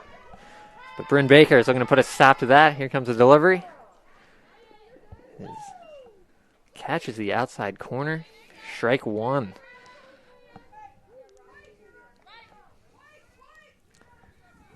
One down here in the top of the second. The 0-1 delivery. And that is fouled off from Kaylee Kinley. And quickly, the count is 0-2.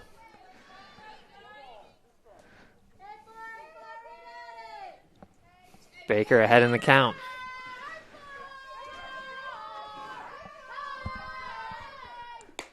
And the 0-2 delivery is outside for ball 1. Now, we saw that pitch a lot in game 1 with Walter. She'd get ahead 0-2 and then throw fastball outside. They got a lot of Lycoming hitters swing for many of her 12 strikeouts. As that one is just fouled off. Kinley got a piece of that one to count remain at 1-2.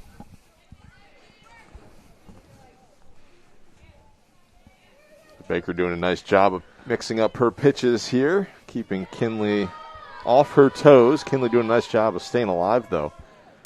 And Kinley again will fight this one off and foul it back.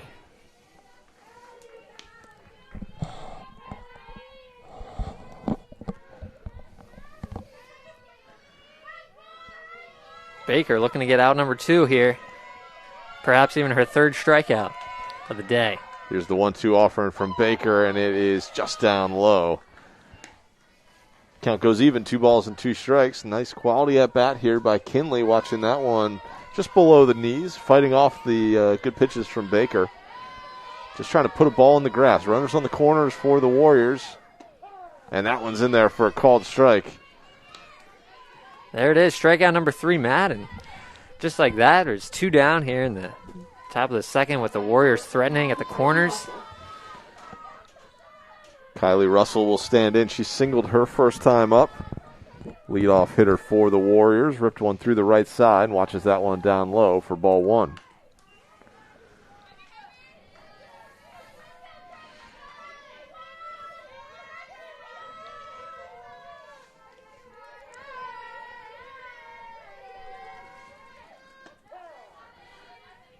And the 1-0 delivery is taken for a strike. That'll even the count at 1-1 as Baker tries to work herself out of this Lycoming rally. Runs at the corners. Falcons pitchers have done a nice job of wiggling out of jams. Walter did it a number of times in game 1. Here's Baker's first real opportunity to do it. Stranded a runner last inning, and now the Warriors have a couple of them covering the corners as that one misses low and away. Ball 2.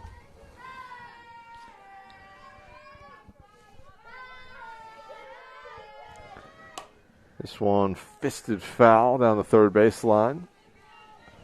Landing in the grass right in front of the Falcons dugout. And we're on the 2s now. 2 balls, 2 strikes, 2 away, 2 runners on. We're in the second inning. Lots of 2s out there right now. Number 21 at the plate. So all sorts of 2s and swinging through it and just barely getting a piece of it was Russell. Almost looked like Russell didn't think she got a piece of that one as she started walking back toward the dugout, but did in fact foul it off. And the at-bat continues.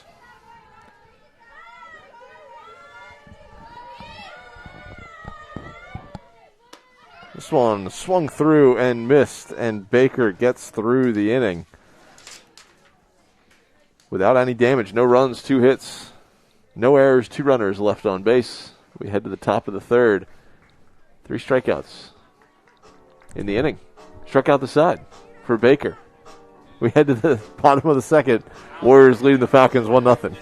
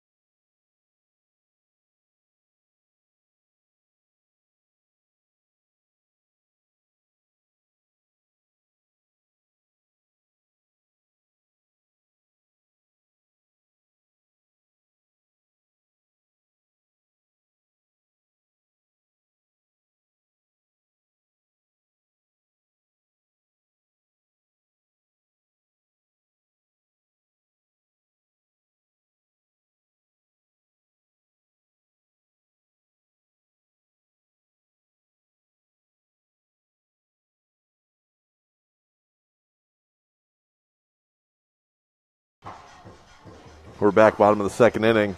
Falcons looking to put their first run across. Bryn Baker looking to help out her own cause, leading off the bottom half of the second inning. Falcons trail 1-0. Baker escaped a nice jam in the top of the second inning. Warriors had runners on the corners. She ended up striking out the side in the frame. Leading off for the Falcons, number 19, Bryn Baker. Peyton Wary in the circle for the Warriors.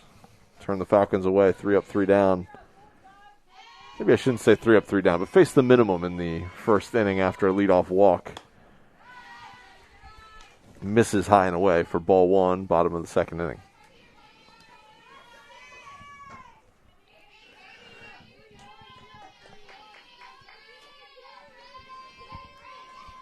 One-0 delivery is high and away, ball 2. And Wary's, she struggled to settle in against Berger, her first hitter last inning. Now 2 straight balls to Baker to begin the bottom half of the second inning. We'll see if she settles down. She did in the first inning. See what she does here in the second as this one is down low, ball 3. Yeah, Wary's having a little trouble finding the strike zone early. Surrendered that leadoff walk in the first inning, and now she's down 3-0 here to Bryn Baker. So far, 12 pitches thrown. This one is lifted into right field. There's 13 pitches thrown. Only 4 of them have been strikes, but so far she's faced the minimum. So it's just the way it happens sometimes, as that one is flied into right center field for the first out of the inning. Bryn Baker got the green light on 3-0 there, but unable to get something going. We saw Baker with a run-scoring double in Game 1. It's the only run driven home of the contest.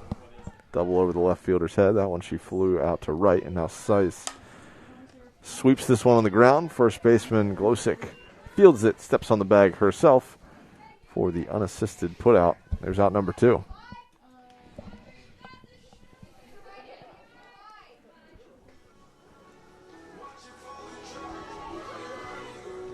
So 2 quick outs here in the bottom of the second inning. Now batting number 5, Mackenzie Shannon. Falcons chasing a run. Mackenzie Shannon, the catcher, stands in. Watches this one high and away. Again, starting off the at-bat with a ball. Having trouble throwing strikes for the first pitch here with Wary. She's gotten the job done so far, and Warriors lead 1-0. Shannon skies this one to center field. Wetzel going back, snow cone catch. That was kind of a drifting back toward that ball and ended up squeezing it maybe a step or 2 shy of the warning track. So a good ride by Shannon. That's going to do it for the Falcons in the bottom half of the second inning. No runs, no hits, no errors, no runners left on base. We head to the third. Warriors leading Messiah 1-0.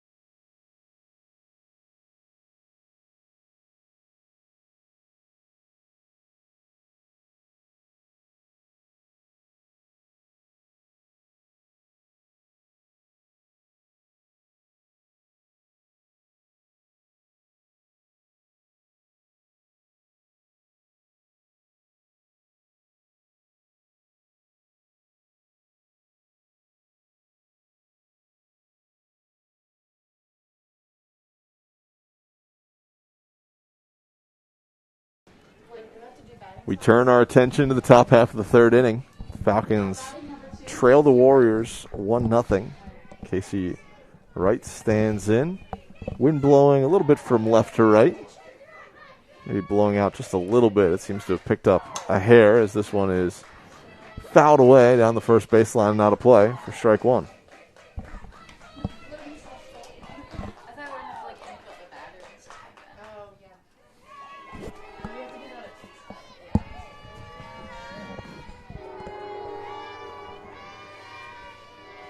Baker looks at her wrist for the sign and deals that one just off the inside corner for ball 1.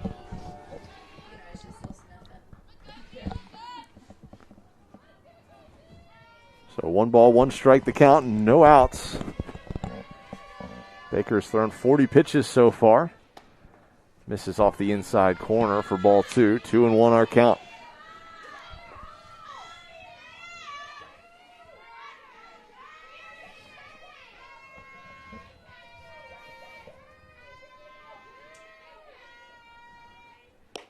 This one catches the outside corner. Count back even, 2 balls and 2 strikes.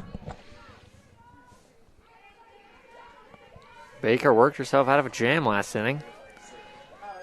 Looking to start off this inning strong. This one called a dead ball, fouls it off herself right there at the dish. Count remains 2-2.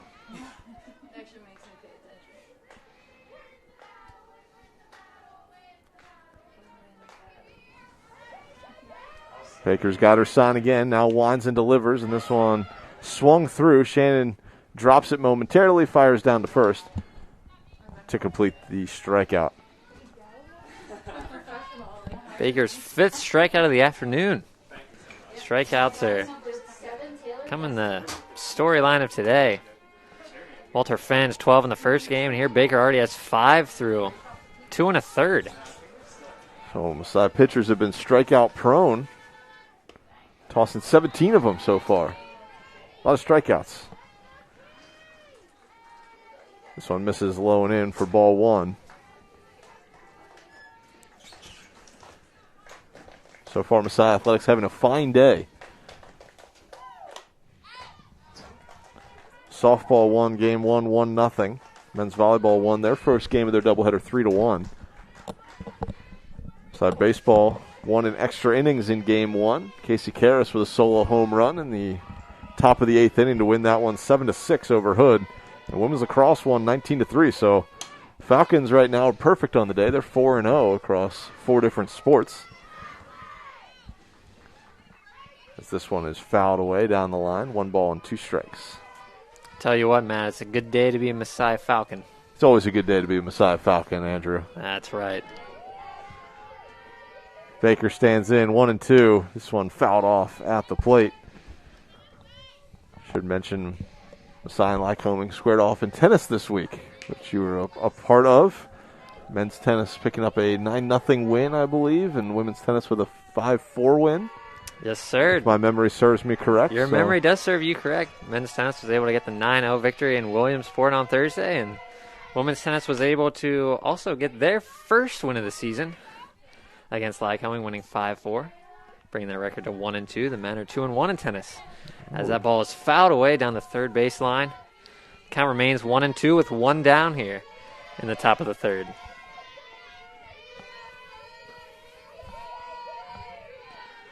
Here's the 1-2 offering, is high and away. Evens the count at 2-2 with 1 out.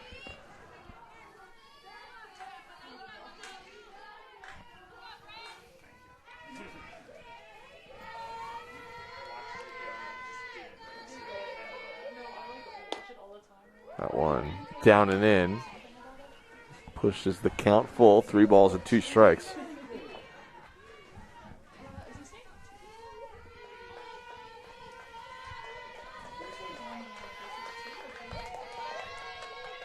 Baker looks down at her wrist, and that one is popped up. Ooh, foul territory. Nobody could get to it, though, as Shannon was giving chase. That one harmlessly drops in foul territory. Count remains full here in the top of the third with 1 down. Bryn Baker looking for her 6th strikeout of the day. Gessner, the batter, 3-2, fouls this one away yet again. So we're heading into the 10th pitch of this at-bat. Gessner has done a phenomenal job at staying alive.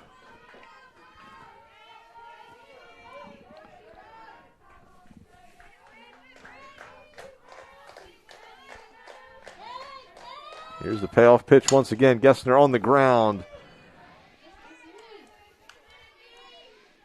An easy play over there at first base for out number 2. Now batting number 3, Morgan Wetzel. And now with 2 away, Morgan Wetzel will stand in.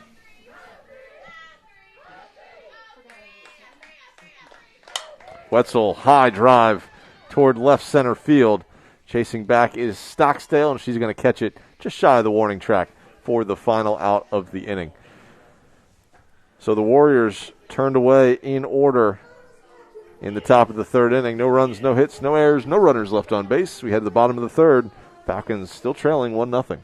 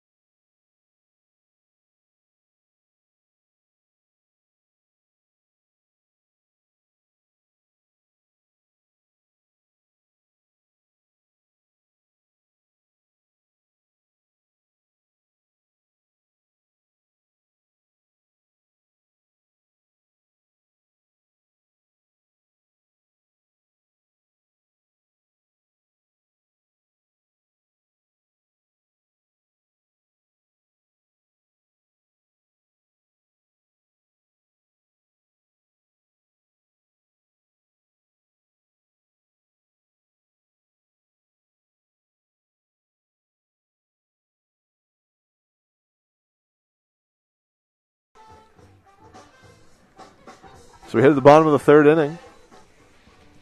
Falcons looking to tie this one up with a run. They've been held in check so far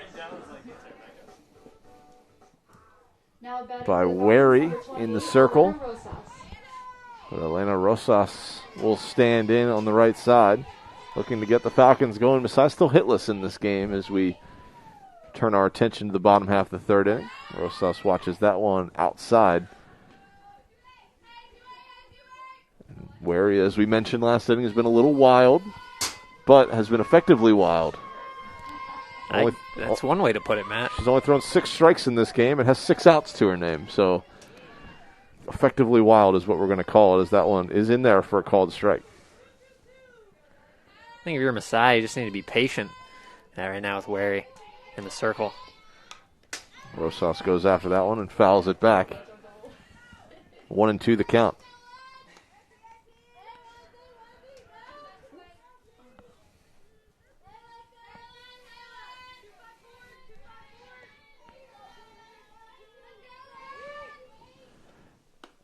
That one off the outside corner, 2-2.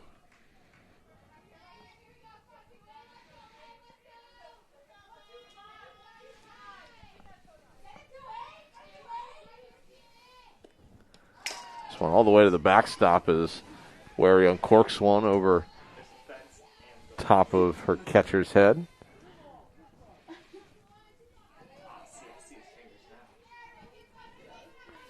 So 3 balls and 2 strikes, our count. Delivery from Wary. Rosas, one hop back up the middle. Wary has it and fires to first for the first out of the home half of the third. It's a good play by Wary. Sticking her glove out and snagging the ball and just throwing it to first for the routine play. Yeah, doing a fine job of fielding her position as Olivia Denmark stands in. Denmark, the right fielder in this game for the Falcons. We saw her pinch hit and then enter the game in right field in game 1. She's in there in the starting lineup in game 2. Takes a called ball.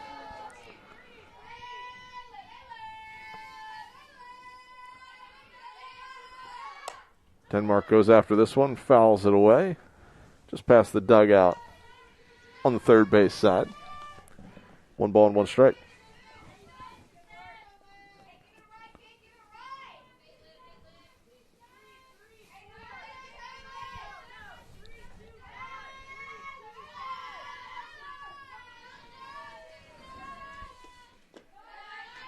One offering to Denmark is down low. 2-1 the count.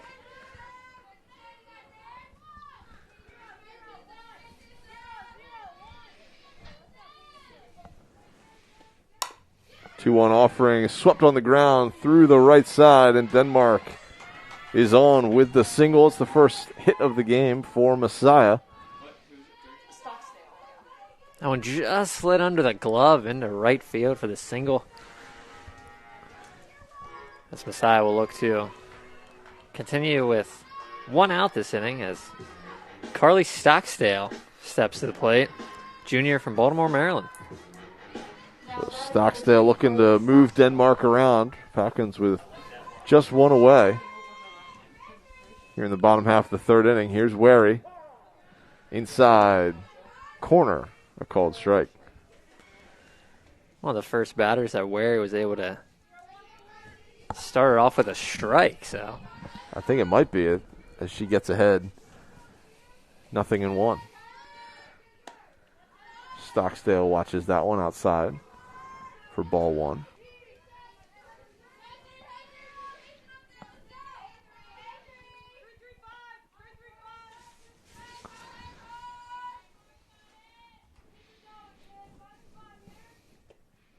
Offering is outside. Check in on Denmark at first. She's back. Diving in there safely.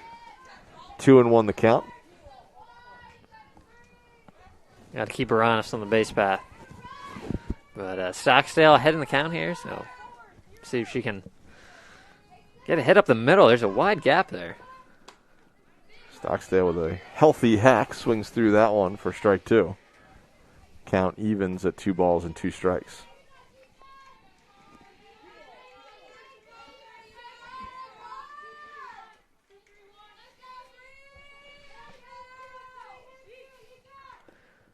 Watches that one outside. Ball 3, and the count goes full. 3 strikes. Denmark the runner at first. Stockdale the batter.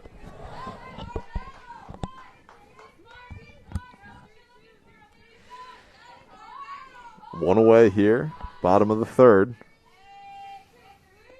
Where he puts that one in there, and Stockdale fouls that one back. I feel like we've had plenty more foul balls in Game 2 than we saw maybe the entirety of Game 1. 2 pitchers that were cruising in Game 1. Yeah, I think you hit exactly. Those 2 pitchers we saw in Game 1 were very efficient, limiting what they saw. Tough play. Stockdale chops this one to second, and Denmark safe at second on the infield single. That's a tough play to go to second. I think if you're Lyco, you just want to get the sure out at first there. But I don't know if she would have had time to get the out at first. Stockdale with her speed chopped that ball up the middle, slow hop. I don't know if she would have had a play. I think that might have been her only chance to get an out, and just unable to get it there in time. I think that's just it's a hard play across the boards. It is a very hard play, but if you're a Messiah Falcon, you love to see it. So you got runners on first and second with 1 down here in the bottom half of the third. Alexa Berger, top of the order's up. Berger takes a called strike.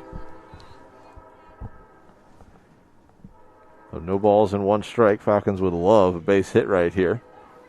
Tie this game up. An extra base hit might put them in the driver's seat. They trail Lycoming 1-0.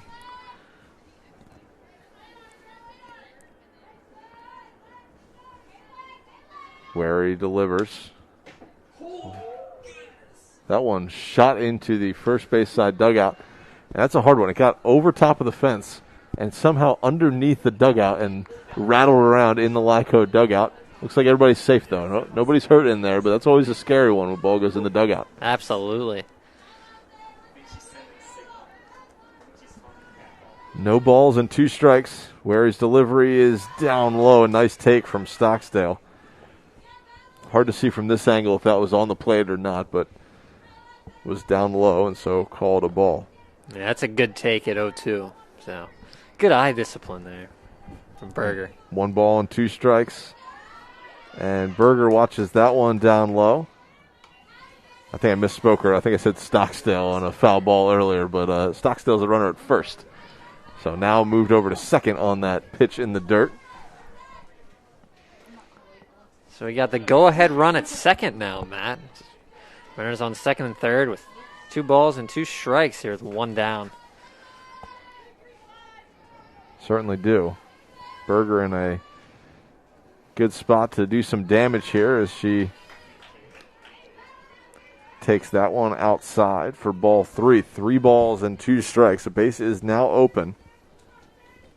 You don't want to have to use it there if you're wary.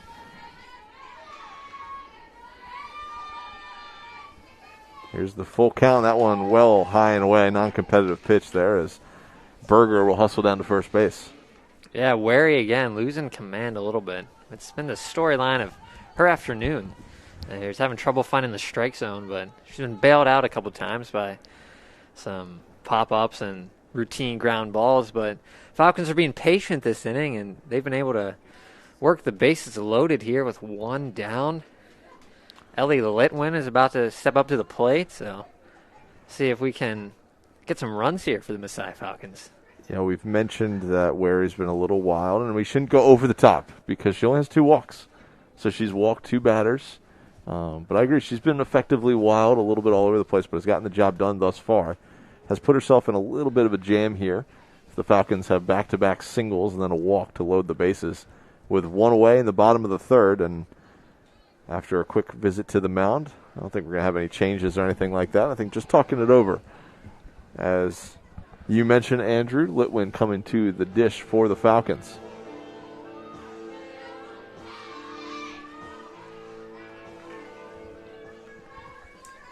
Now batting number 14, Ellie Litwin. So third baseman Ellie Litwin will stand in, infield drawn in. Outfield seemingly at medium depth out there. Watches that one for a called strike, and maybe that's just what Wary needed, just a little meeting at the mound to refocus, and dots the corner with that one. Get ahead in the count. 0-1. 1 away, bottom of the 3rd. Litwin pops this one up. Is there going to be room? And there is. Wrights catches that one in foul territory, and so a tough break for the Falcons. I thought that one might sneak onto the top of the backstop, but instead stays in play, and there's out number 2.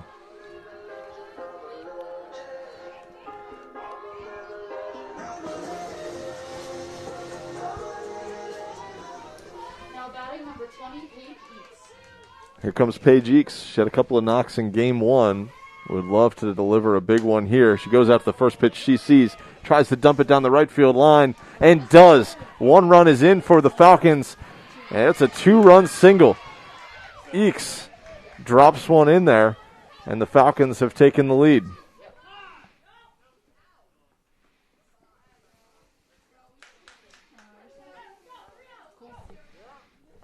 Have some confusion here, as it looks like they ruled that Eakes had taken off from first base when the pitcher was back in the circle. So that's going to do it for the final out of the inning. But Eakes gets the job done with a 2-run single down the right field line. The Falcons take a 2-1 lead as we head to the top half of the 4th inning.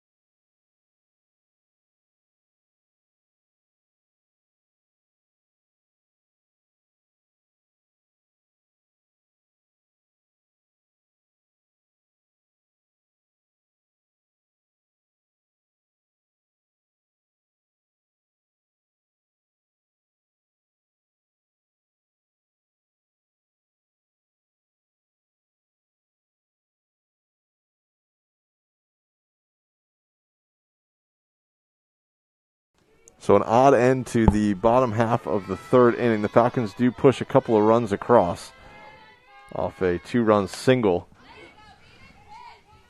by Eakes. She's She's 1 for 2 in the game with a couple of RBIs, and now we turn our attention to the top of the 4th inning.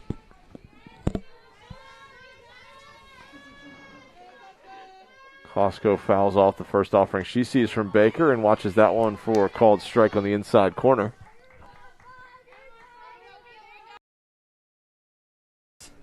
Baker have.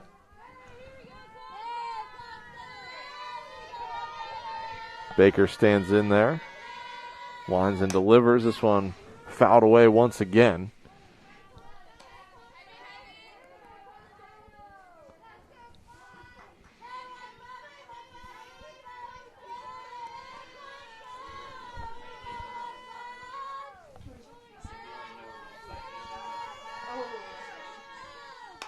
Oh, 0-2 offering is nubbed foul off the end of the bat.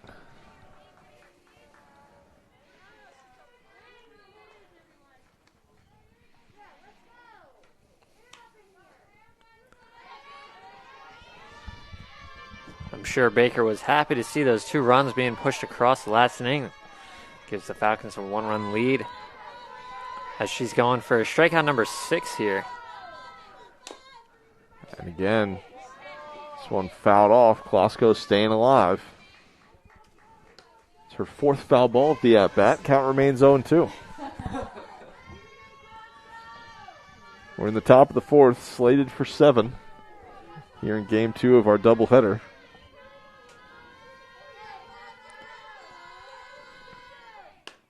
Swan off the outside corner. Nice at-bat for Klosko. We saw that pitch get a lot of Lycoming hitters in Game 1, but Klosko not biting on that one. Yeah, I think that one was maybe just a little too far outside to get the swing as Klosko fouls another one away. One at-bat she's having here to lead off the top of the 4th.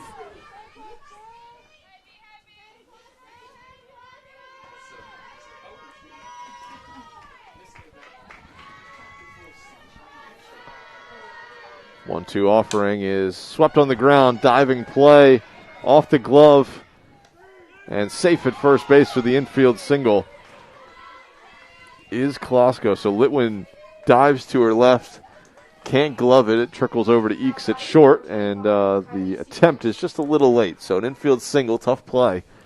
But a great at-bat by Klosko. Very tough play at the hot corner. But way to limit that to just a single. I think if that gets under the glove at all and there's no contact made with the glove, I think that ball goes down the left field line. That could have been a double for Lycoming. But good on Litwin for knocking it down and limiting to a single for Lycoming. So Wary in to run for Klosko at first.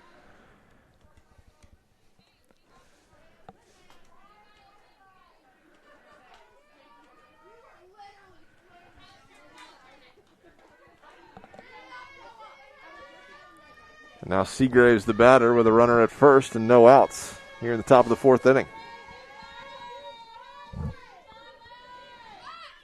Seagraves puts this one down. It's touched foul by Litwin in foul territory.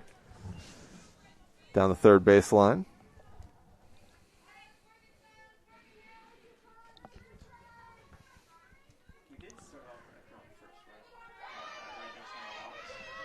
So no outs. No balls and 1 strike. Seagraves puts this one down, fielded by Baker. Throw over to Berger covering first base, and the sacrifice bunt is successful. Another productive out for the Warriors. Been saying that a lot in the 2 games. A lot of productive outs, but not been able to scrape across very many runs. Got none in Game 1, and they did get 1 here in the top of the 1st, but Lycoming has a runner on second now with 1 down. We haven't seen a ton of offense this afternoon. A couple of hits here and there, but both pitching staffs doing a pretty good job at scattering those opportunities. First offering is outside the zone to DeWolf. DeWolf lines this one into right center field, but Denmark is there to grab it on the line for out number 2.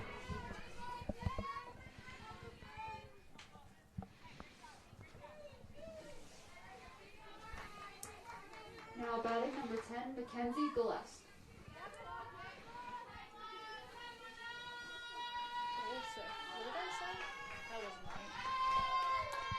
Now to bat for the Warriors is number 10, Mackenzie Glossick. She grounds it to Litwin at third, over to first for the out, and that'll be the end of the inning. Fine play by Litwin, going to her left, gloving it on 2 hops, kind of that short hop, just kind of picked it and fired across for the final out of the frame. So we head to the bottom of the 4th. Warriors leave one stranded. Falcons lead Lycoming 2-1 as we head to the bottom half of the 4th inning.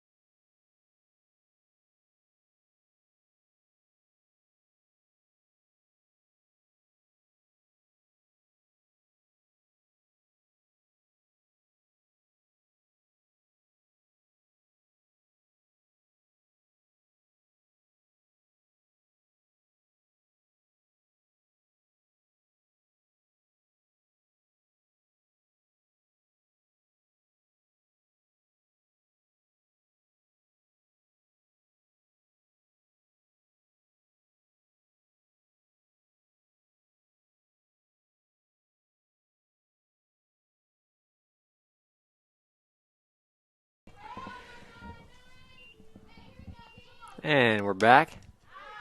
Bryn Baker pops that one up. And that just hit the roof of the press box. A ringing foul ball. Yes, a ringing foul ball. As Baker takes strike one here in the bottom half of the 4th. The Falcons winning 2-1 over the Warriors. As Wary takes that one outside. Ball 1. For the 1-1 count to Bryn Baker. Baker looking to tack on some runs to help her cause in the circle. And that one's lifted to left. It's a nice running play by the left fielder from Lycoming. Yeah, Russell hustling in on that one to squeeze it for a second. I thought it might drop in there, but Russell covering some ground for out number 1.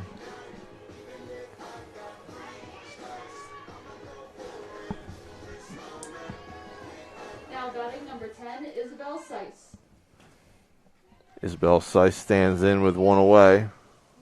Falcons looking to start a little one-out rally here as Seiss lines this one to Russell, and that one a little bit different route there from Russell. She came hustling in on the last one. That one kind of backed up on her as it tailed away from her, but does get the glove on it for out number 2.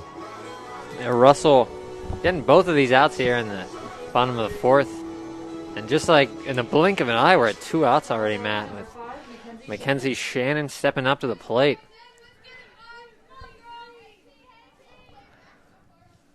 This is just the 4th pitch of the inning here as Shannon fouls this one down the third base line. Baker swung and fouled off the first pitch, so Wary's thrown 4 strikes, gotten a couple of outs so far to begin this bottom half of the 4th inning.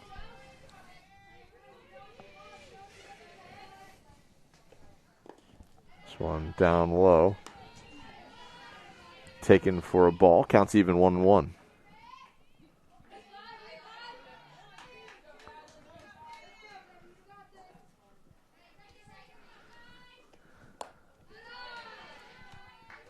Taken up high for ball 2.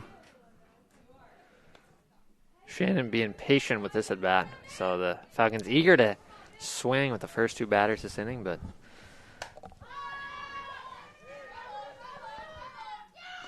as we say that, catch is made down the first baseline in foul territory for the final out of the inning. And the Falcons are turned away in order in the bottom of the fourth. No runs, no hits, no errors, no runners left on base. We head to the fifth. Falcons leading Lycoming 2-1.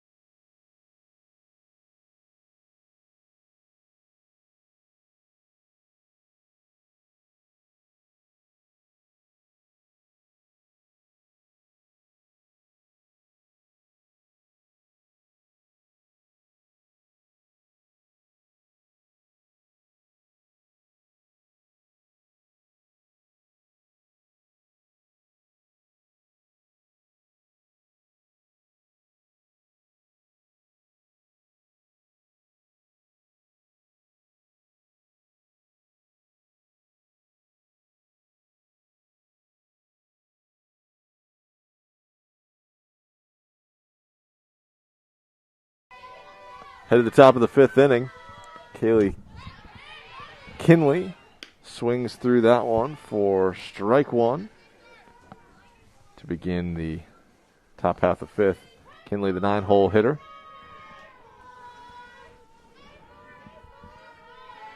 For the Warriors. Taps this one back to Baker in the circle.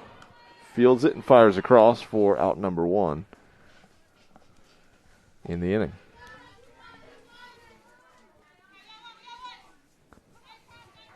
Now back to the top of the order. Kylie Russell had some action out there in left field last inning. Had a couple of nice plays.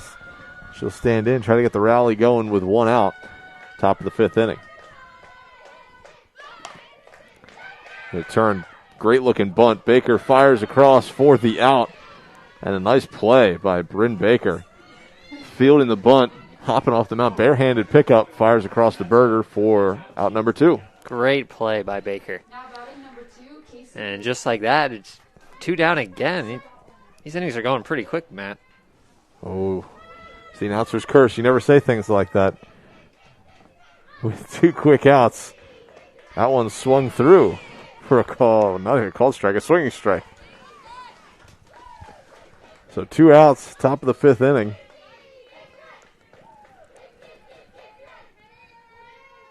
As Casey Wrights stands in, fouls that one off, and Baker quickly ahead, 0-2. Yeah, Baker looking for strikeout number 6. She can keep pounding the strike zone here. Top of the fifth. She has been 73 pitches thrown, 54 strikes so far. 2 outs, top of the fifth. Delivered to Wrights. Fouled away, straight back. We'll do it again.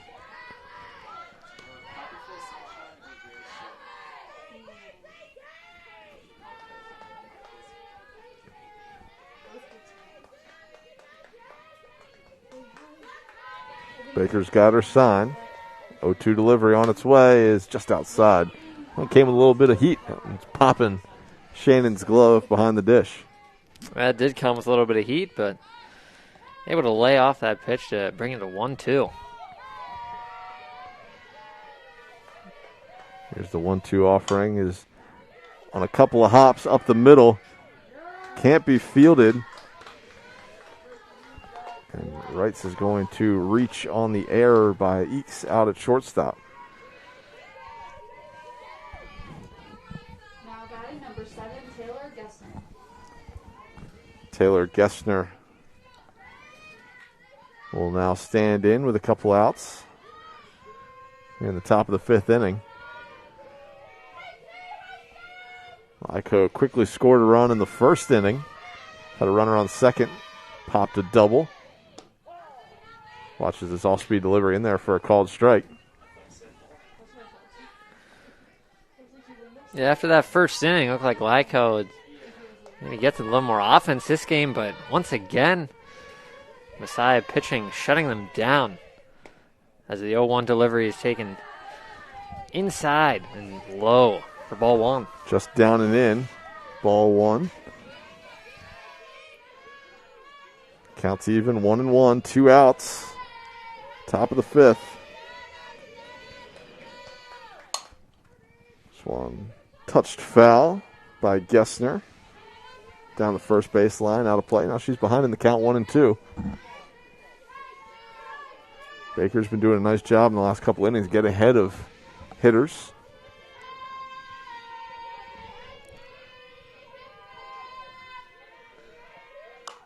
This one flipped up and a nice play by Ellie Litwin at third base to snag that one out of the air for the final out of the frame. So for the Warriors in the top of the fifth, no runs, no hits, 1 error, 1 runner left on base. We head to the bottom of the fifth. Falcons still leading 2-1.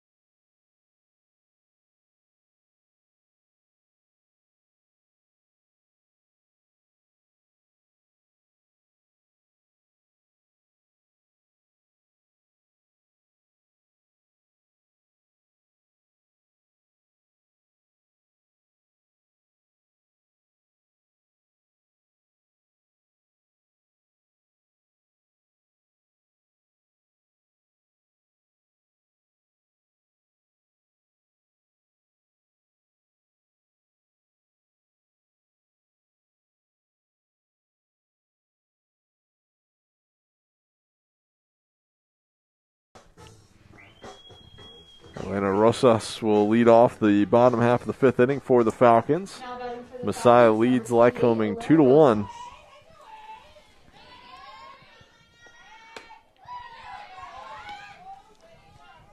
First offering is outside of the zone. Ball one. And Messiah Baseball back in action. Game 2 of their doubleheader against Hood. Falcons just struck for 5 runs in the top of the first inning. First 5 batters to come to the plate all scored. Falcons lead 5-0 down in Frederick. Men's volleyball just swept Wilkes in their second match of the afternoon. So continues to be a strong day for Messiah Athletics. As Rosas is ahead 2-1 to begin the bottom half of the fifth inning. Takes that one high and away. Ball 3.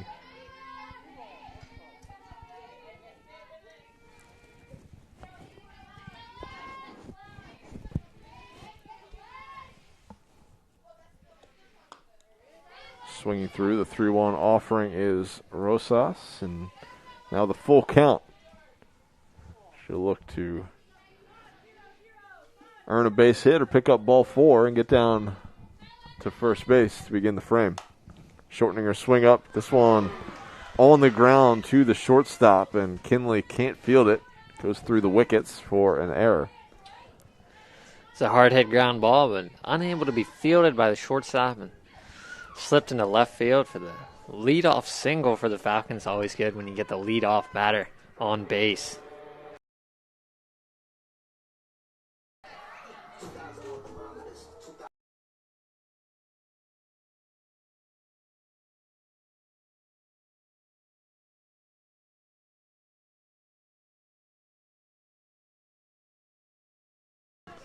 So pinch runner for the Falcons. Joy Hendrick will come out at first base. Now batting for the Falcons. Hendrick, a sophomore from Nobleboro, Maine. As Olivia Denmark steps to the plate. The runner on first. Nobody down. Falcons getting a little bit of speed on the base paths. Denmark lays down a beautiful bunt. Fielded cleanly by Wary over to first to DeWolf for the sacrifice bunt, but nice job by Denmark to get a job done. It's a great productive out there if you're the Falcons, moving the runner from first to second. And now you got one down with Carly Stockstale coming to the plate. Great opportunity to knock in a run here. Great chance for the Falcons. You love getting a runner to second base with just one away. Especially in a one-run game. Want to scratch across whatever you can. Stockstale fires after the first pitch she sees, fouls that one back for strike one. Yeah, once again, we're seeing that runs are a premium in this matchup. So anytime you can punch a run across, it's going to be a pretty big deal. Stockstale 1 for 1, scored one of the 2 runs for the Falcons. Rips this one, high fly ball to right field. Seagraves is going to be there, but tagging on the play and getting over to third is Hendrick, and so Falcons get a runner to third base. It's good base running by Hendricks. Able to advance the third. Hendrick, my bad. But great base running there, and as we turn over to the top of the lineup, as Alexa Berger steps to the plate with an opportunity to bring in a run for the Falcons. Berger so far 0 for 0 in this ball game. Couple of walks. Now batting number 6, Alexa Berger.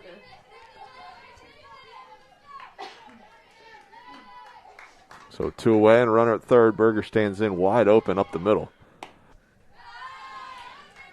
Berger watches this one off the outside corner for ball 1. You're right, Matt. There is a very large gap between second base and shortstop.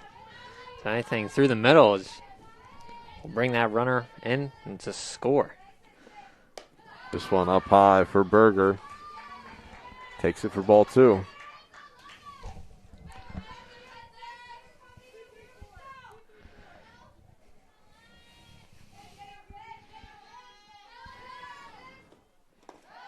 That one down low, so Berger picked up a couple of walks so far and is ahead 3-0 in the count. Not sure how many strikes she's seen in this second game, but been on the bases constantly. We'll see if she gets the green light here, 3-0. That's true. If you recall, in the first inning, she saw 4 straight balls. So there she takes that one for a called strike on the outside corner. But 3-1 here in bottom half of the fifth. It's a great opportunity to tack on another run. 3-1 the count. Wary has her sign, now delivers, and that one misses outside for ball 4, and that's the third walk to Berger in this game. She's the only Falcon to walk in this game. She's done so 3 times. As Ellie Litwin will come to the plate now, and it looks like we're going to have a mound visit first. Great patience by Berger at the plate, being able to work all those walks in this game, but I don't know. Wary just can't find the strike zone when she faces Berger. But so it looks like we're going to have a pitching change. We're going to take the break with them. We'll be right back here on GoMasai.tv. Falcons with runners on the corners. They lead the Warriors 2-1 here in the bottom of the 5th.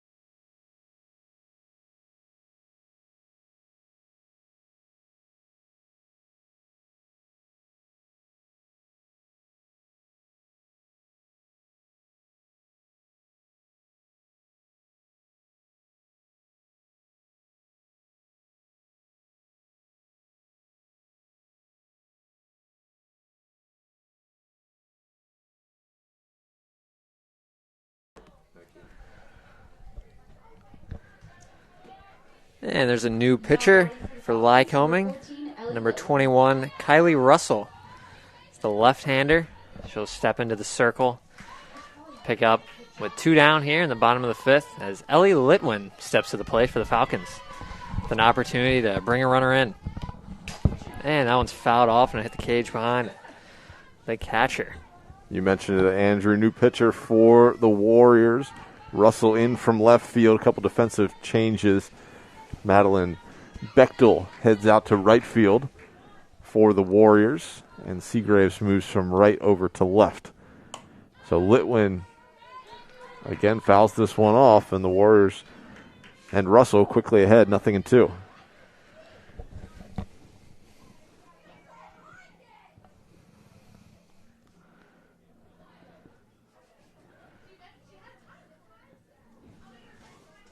So no balls and 2 strikes. Falcons cover the corners here in the bottom of the 5th. Looking for some insurance. They lead by 1. It's 2-1 at the moment. Litwin watches that one up high. Some nice movement on that pitch by Kaylee Russell. You saw that one kind of darting toward Litwin. It was up high, but a lot of movement on that one. So let's see why she's been so effective this season. Here's the 1-2 offering, and that one is thrown behind, and that's going to score a run for the Falcons.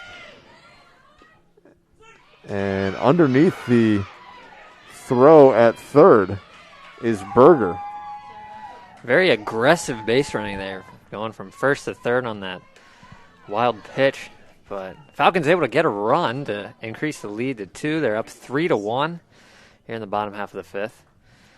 But that's huge if you're the Falcons. Get an extra insurance run. If you're Bryn Baker, you're pretty happy about that, getting that extra run to head out to the circle the next inning. Absolutely. Happy about that, and also the Falcons love having another runner at third base as Litwin fights this one foul once again. So the Falcons lead 3-1, and they're threatening for more here in the bottom of the 5th. Will need a 2-out base hit by Litwin if they want to get the job done, but we'll see what she does here. Here's the 2-2 offering, and this one's fisted foul, but a nice diving play at first base by Glossick, and that's going to do it for the Falcons. But Masai does push a run across thanks to the wild pitch. They take a 3-1 lead. So we head to the 6th. Falcons ahead of the Warriors by 2.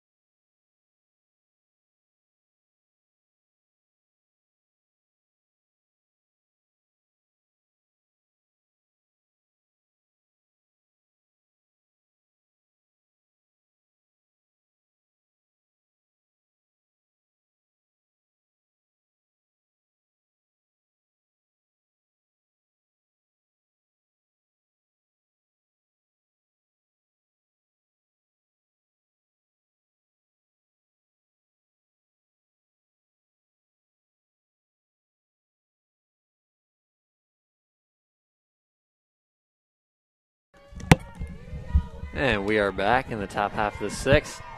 Brendan Baker takes a circle. Morgan Head right up the middle. Yeah, Morgan Wetzel had the double earlier in the game. Rifles this one up the middle off of Baker's glove right to Alexa Berger. So that one's going to be scored 1-4-3 on the putout for out number 1. It's a great play by the Falcons. Get that out. Batting number 15, Morgan Klosko. Great way to start off this inning. Morgan Klosko, the batter.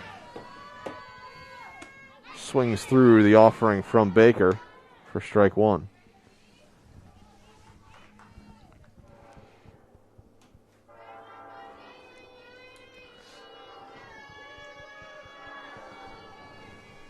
No balls and one strike, one away as this one's lifted on a line and can't be caught out in left field by Stocksdale. So a clean single to left brings Seagraves to the plate.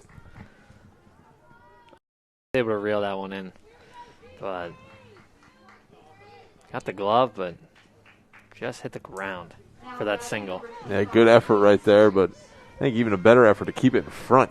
You don't want that ball to go all the way to the fence. That's right. Seagraves watches that one inside for ball one.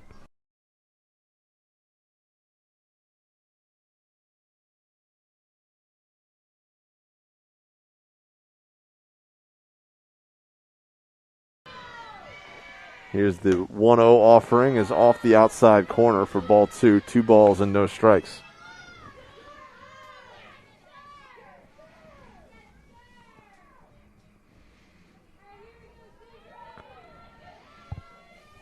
Baker scattered 6 hits so far in game 2. Allowed just 1 run. This one's on the ground to second. Berger has it. Goes to second for 1. No relay throw, but the Falcons cut down the lead runner and get the second out of the frame. It's a heads-up play to get the lead runner there. No more productive outs for Lycoming there, but Lycoming still has a runner on first with 2 down here in the top of the 6th. They are running out of outs if they want to try and extend this game or even take the win. Yeah, it was a heads-up play. As you mentioned, it looked like Klosko had to almost like slow up because the ball was hitting right in front of her and she didn't want to run into it. So had to take a step back and made the play that much easier at second base. But no relay throw made as there wasn't going to be a chance at a double play. First pitch to DeWolf is a called strike. Second one's in there for a strike as well, and Baker quickly ahead, 0-2. Yeah, Baker's been doing a good job of getting ahead of the hitters here for the Warriors, and she makes one more good pitch. She's out of the inning, man. We'll see. Falcons lead 3-1. Baker trying to keep it right there, and she does just that. Nice inning by Bryn Baker. No runs, 1 hit, no errors, 1 runner left on base. Head to the bottom of the 6th. Falcons lead by 2.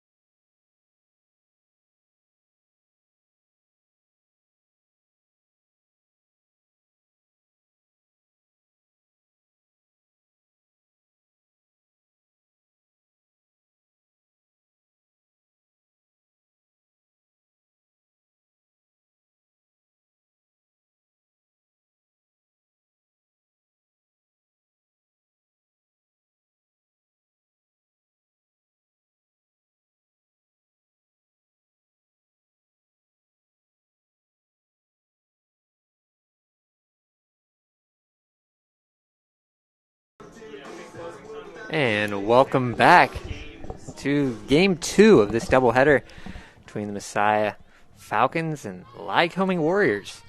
Falcons lead 3-1 here. We're in the bottom half of the 6th. As Messiah will look to tack on some even more insurance runs for Bryn Baker. Now batting for Messiah, number 20, Paige Eakes.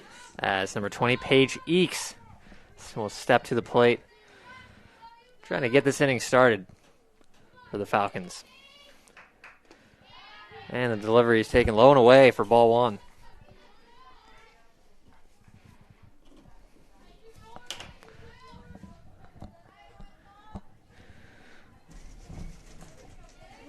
And here comes the 1-0 delivery, and it's swung on and missed for strike 1.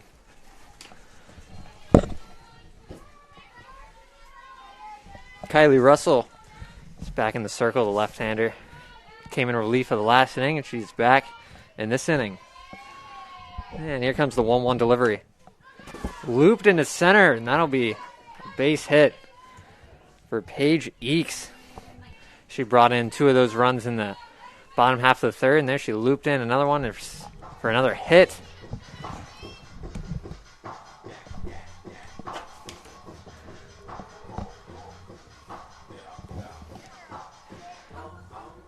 As Bryn Baker stepped to the plate, looking to, once again, help her cause. Now batting number 19, Bryn Baker. She is pitching another great game. The Falcons have had great pitching today. She's only allowed 1 run after that first inning and nothing since. So here she awaits the delivery. And that'll be taken low for ball 1.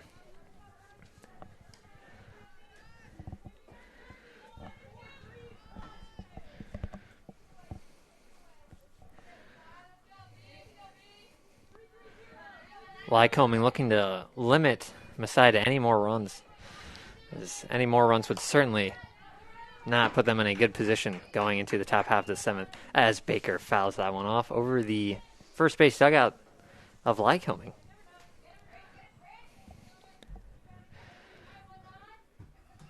Baker checking her wrist as she steps into the batter's box for the 1-1 count.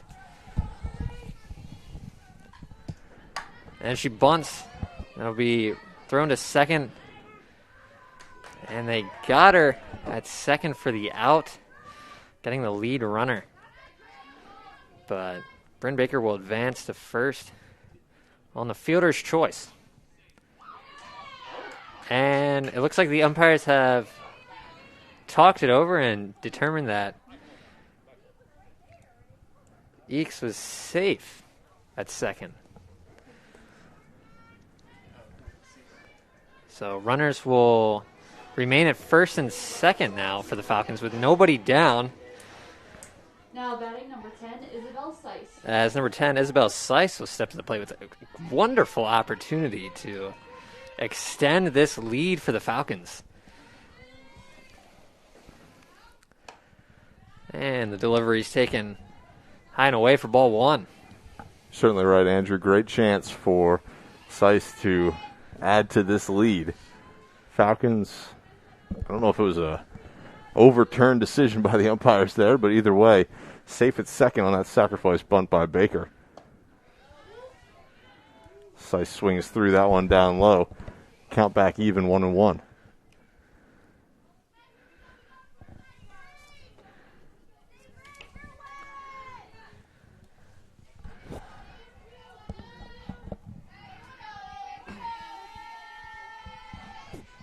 One delivery flutters in there on the corner for a called strike. Nice pitch by Russell. Has pulled the string on that one and just danced over the outside corner. That's right. Seiss waited for that one and watched it right across the plate. Still no outs here. Bottom of the 6th. Swung through that one for the first out of the inning. Now Mackenzie Shannon will come to the plate. She gave one a ride last time up. One was out to center.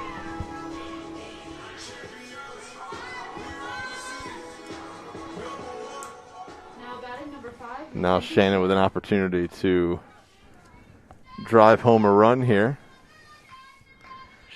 She's going to show the bat out in front, pull one back, take it for a called strike.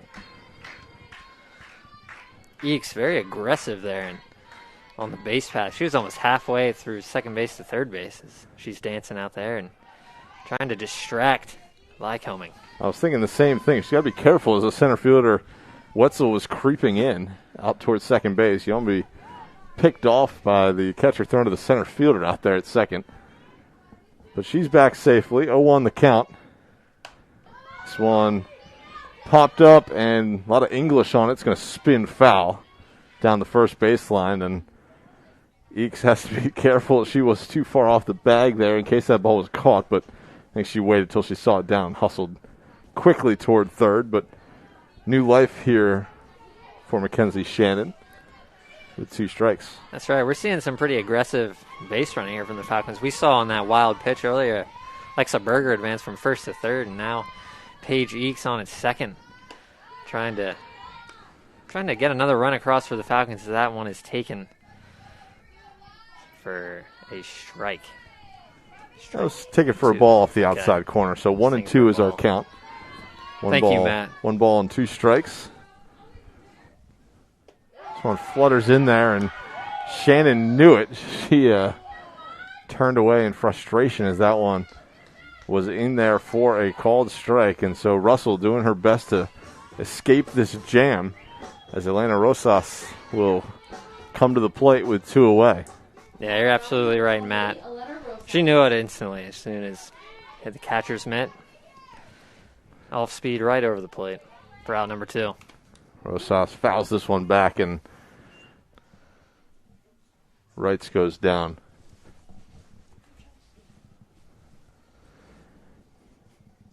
It was a tough foul tip right back into the mask and chest area of Wrights, and she's down at the moment. So we're going to step away for just a second as the trainers have jumped out on the field to assist her, but we'll be back in just a minute.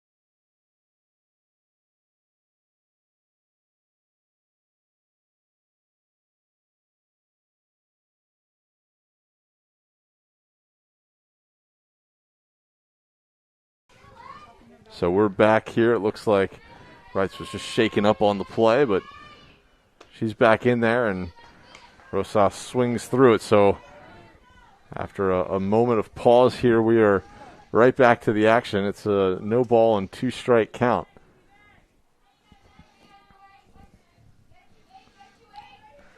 As Russell looks to escape this jam here in the bottom of the 6th inning and keep it a 2-run game heading to the final frame. That 0-2 delivery was up high.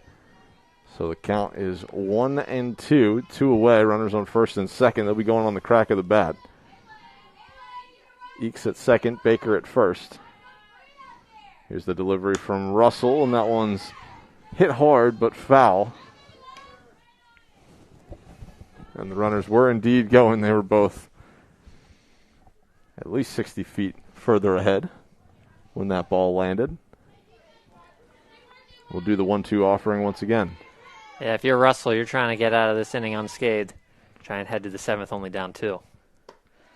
Pitch was down low, and we move the count even, 2 balls and 2 strikes. You know what that means, Matt. We're on the 2s. 2 balls, 2 strikes, 2 outs. Last of the 6th. Falcons up by 2. That all-speed delivery is going to be hit into center field.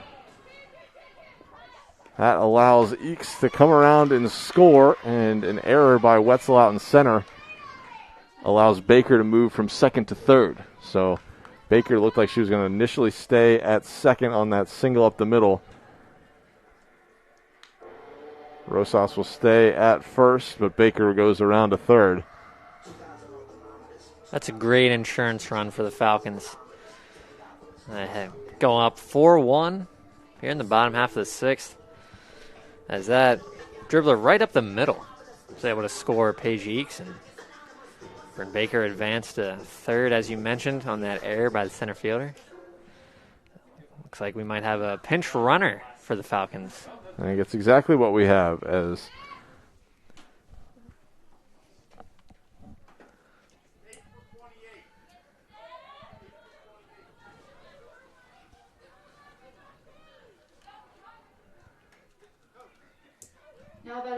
Falcons, number 27, Olivia Denmark.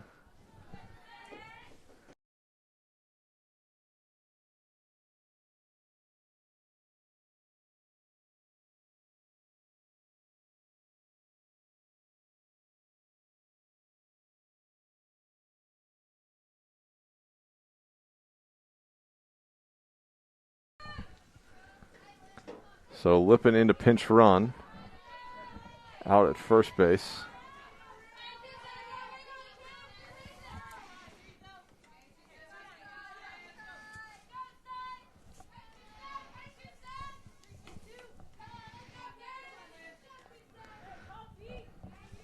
See if the Falcons can push across another run here in the bottom half of the sixth. As that one is ripped into right field. So another run will come in for the Falcons. Denmark will deliver the base hit for Messiah. Baker will come in and score easily, Lippin all the way around to third. And then Denmark advances to second on the throw. So Messiah pushes another run across.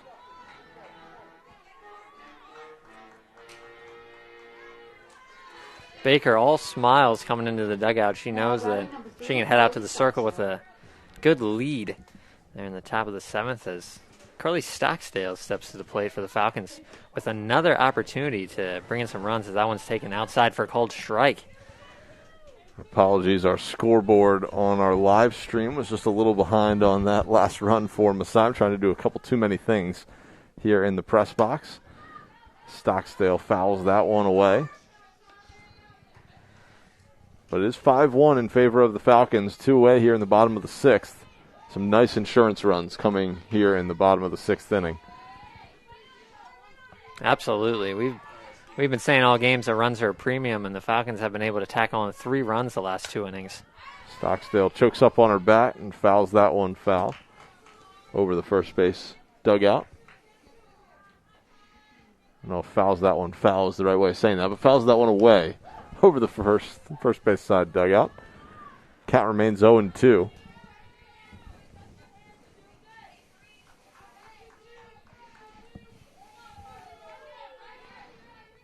Stocksdale stands in. 0-2 delivery is punched foul once again down the first baseline. We'll do it again. No balls and 2 strikes, 2 away. Once again, there's a large gap between short and second. Just another dribbler up the middle. Just might score 2 more runs and put a big crooked number up there for the Falcons. That one high and away for ball 1. You're mentioning the gap between the shortstop and second baseman. I'm looking between center field and right field out there in the gap. A lot of green space out there. If Stocksdale can punch one over there. Here's the 1-2 offering, and she is going to try to. Bechtel out in right center field. Is going to catch it running away from home plate for the final out of the inning. But Messiah is going to strike for a few runs. 2 runs on 3 hits, 1 error, 2 runners left on base. We head to the top of the 7th. Falcons looking to close it out. They lead Lycoming 5-1. Messiah's looking for the sweep.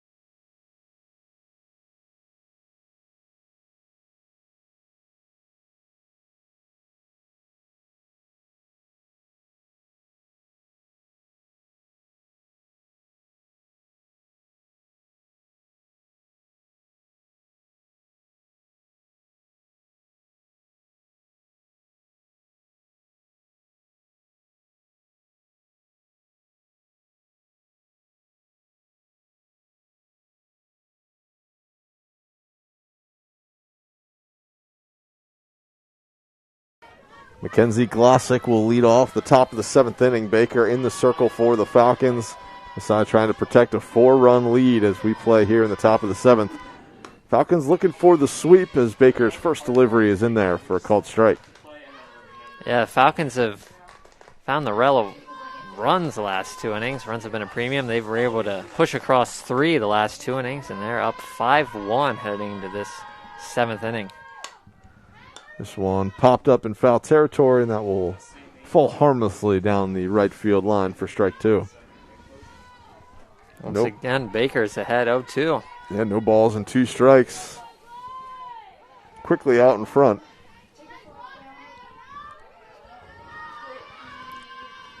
Baker with 6 strikeouts in the game.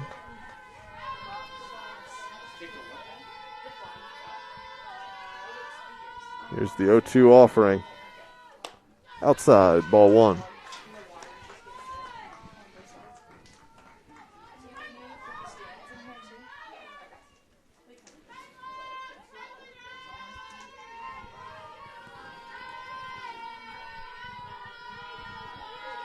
The 1-2 delivery from Baker. It's going to be popped up to short.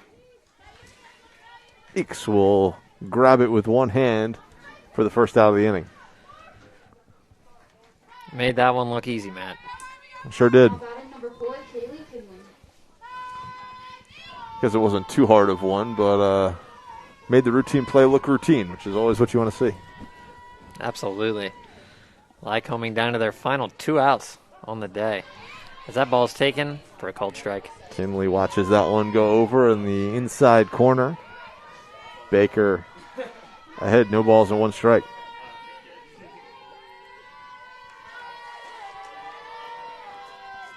The 0-1 offering is lined foul down the first baseline.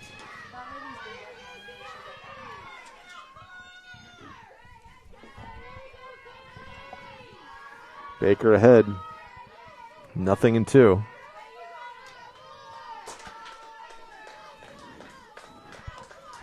Tries to expand the zone there. Throws that one maybe a foot or 2 off the plate. Yeah, tried to get her to chase, but just 1 bite. Kinley. Kinley spits on that one, and now it's 1-2. This one is swung at and fouled away. Count remains 1-2.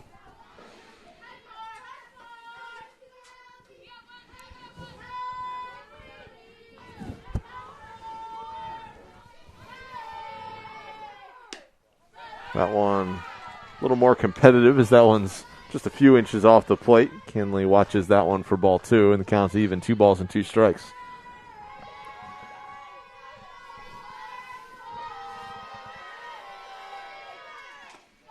That one's down low. 3 balls and 2 strikes.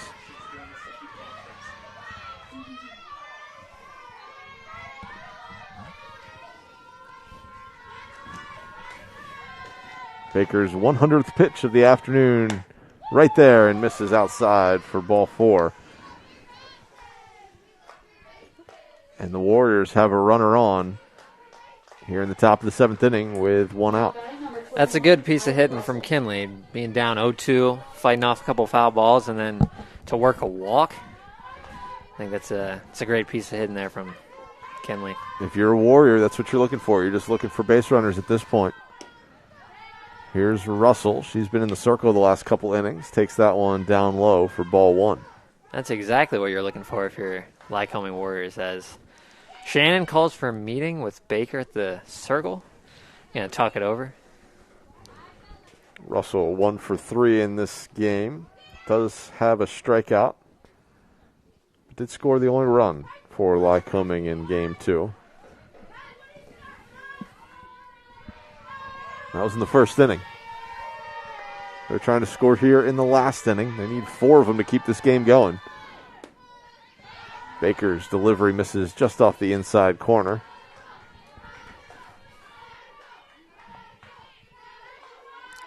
Quickly up 2-0 in the count. You're Russell and the Warriors. It's what you want. Russell watches that one at the belt for a called strike.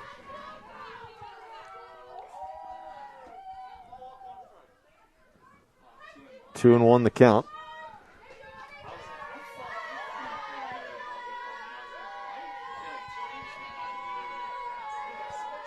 Here's the 2-1 delivery, and that one's on the outside corner. Russell looked like she was thinking about trying to slap at it or maybe even square to bunt. Instead takes it for an outside corner called strike 2. That one just grazed the outside corner, but if you're Bryn Baker, you're not complaining about that call.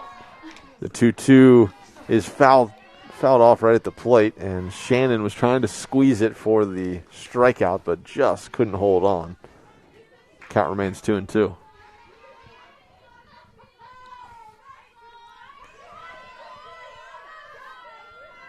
Count remains 2-2. One out. Runner at first is Kinley. She walked a moment ago. Delivery from Baker is fouled back off the screen.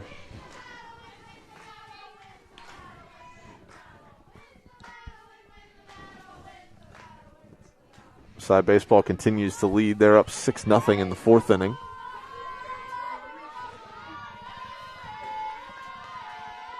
Baker's 2-2 delivery is popped up. Foul territory.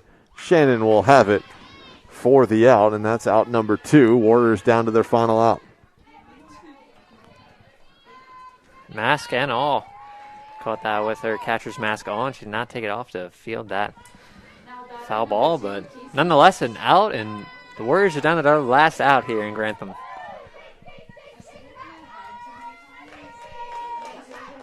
Casey Wright's the batter, looking to extend this game. Wright's a couple of hops down to third base. Litwin has it across the diamond for the final out of the inning, and the Falcons sweep the doubleheader. Messiah 1-0 in game 1, and they win game 2 5-1. A great pitching performance again for the Falcons. This time a little more timely hitting than game 1. Falcons put 2 runs across in the third to take the lead. Then they added 1 more in the fifth and 2 more in the sixth to claim that 5-1 victory. Andrew, any final thoughts from either game today? You know, I think what it just came down to is Messiah's pitching staff was able to shut down the Warriors' offense. The first game we saw Madison Walter pitch a gem. Then game 1 with the shutout with 12 Ks. And then here in game 2, Lycoming jumped out to an early 1-0 lead, and we thought that runs would be a premium. And they certainly were, but then the Falcons were able to push across 5 runs starting in the third inning and able to take the win 5-1. But the struggles continue for Lycoming. They are winless here in Grantham facing Messiah. They only have 2 wins out of the last 26 matchups out of playing the Falcons, and those 2 wins have only been in Williamsport. So if you're the Falcons, you just have Lycoming's number, and they've showed that today, and they were able to come away with 2 quality wins. And if you're the Falcons, I think you got to be pretty proud of what you put out today.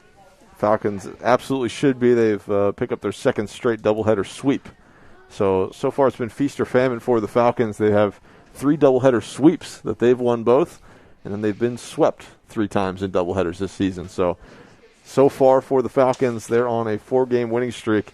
They're going to next be in action on Monday. They face these same Lycoming Warriors in Williamsport. So to your point, Andrew, we'll see what Monday brings when the Falcons head up to Williamsport. But a good couple of games for Messiah. Great pitching performances and some timely hitting in some clutch spots here in Game 2 particularly. So Madison Walter, the big win in Game 1. Bryn Baker, the big win in Game 2. Just solid performances from the circle for Messiah. So Falcons take Game 1 1-0, and then they take Game 2 5-1. So the Falcons sweep the doubleheader. They move to 6-6 on the season. As we mentioned, they'll be back in action on Monday. So from all of us here at GoMessiah.tv, I'm Matthew Fenton alongside Andrew Bookman, saying thank you so much for joining us. We hope you have a very happy Easter, and we look forward to seeing you back on a GoMessiah.tv broadcast sometime soon. Have a great rest of your weekend. Good night.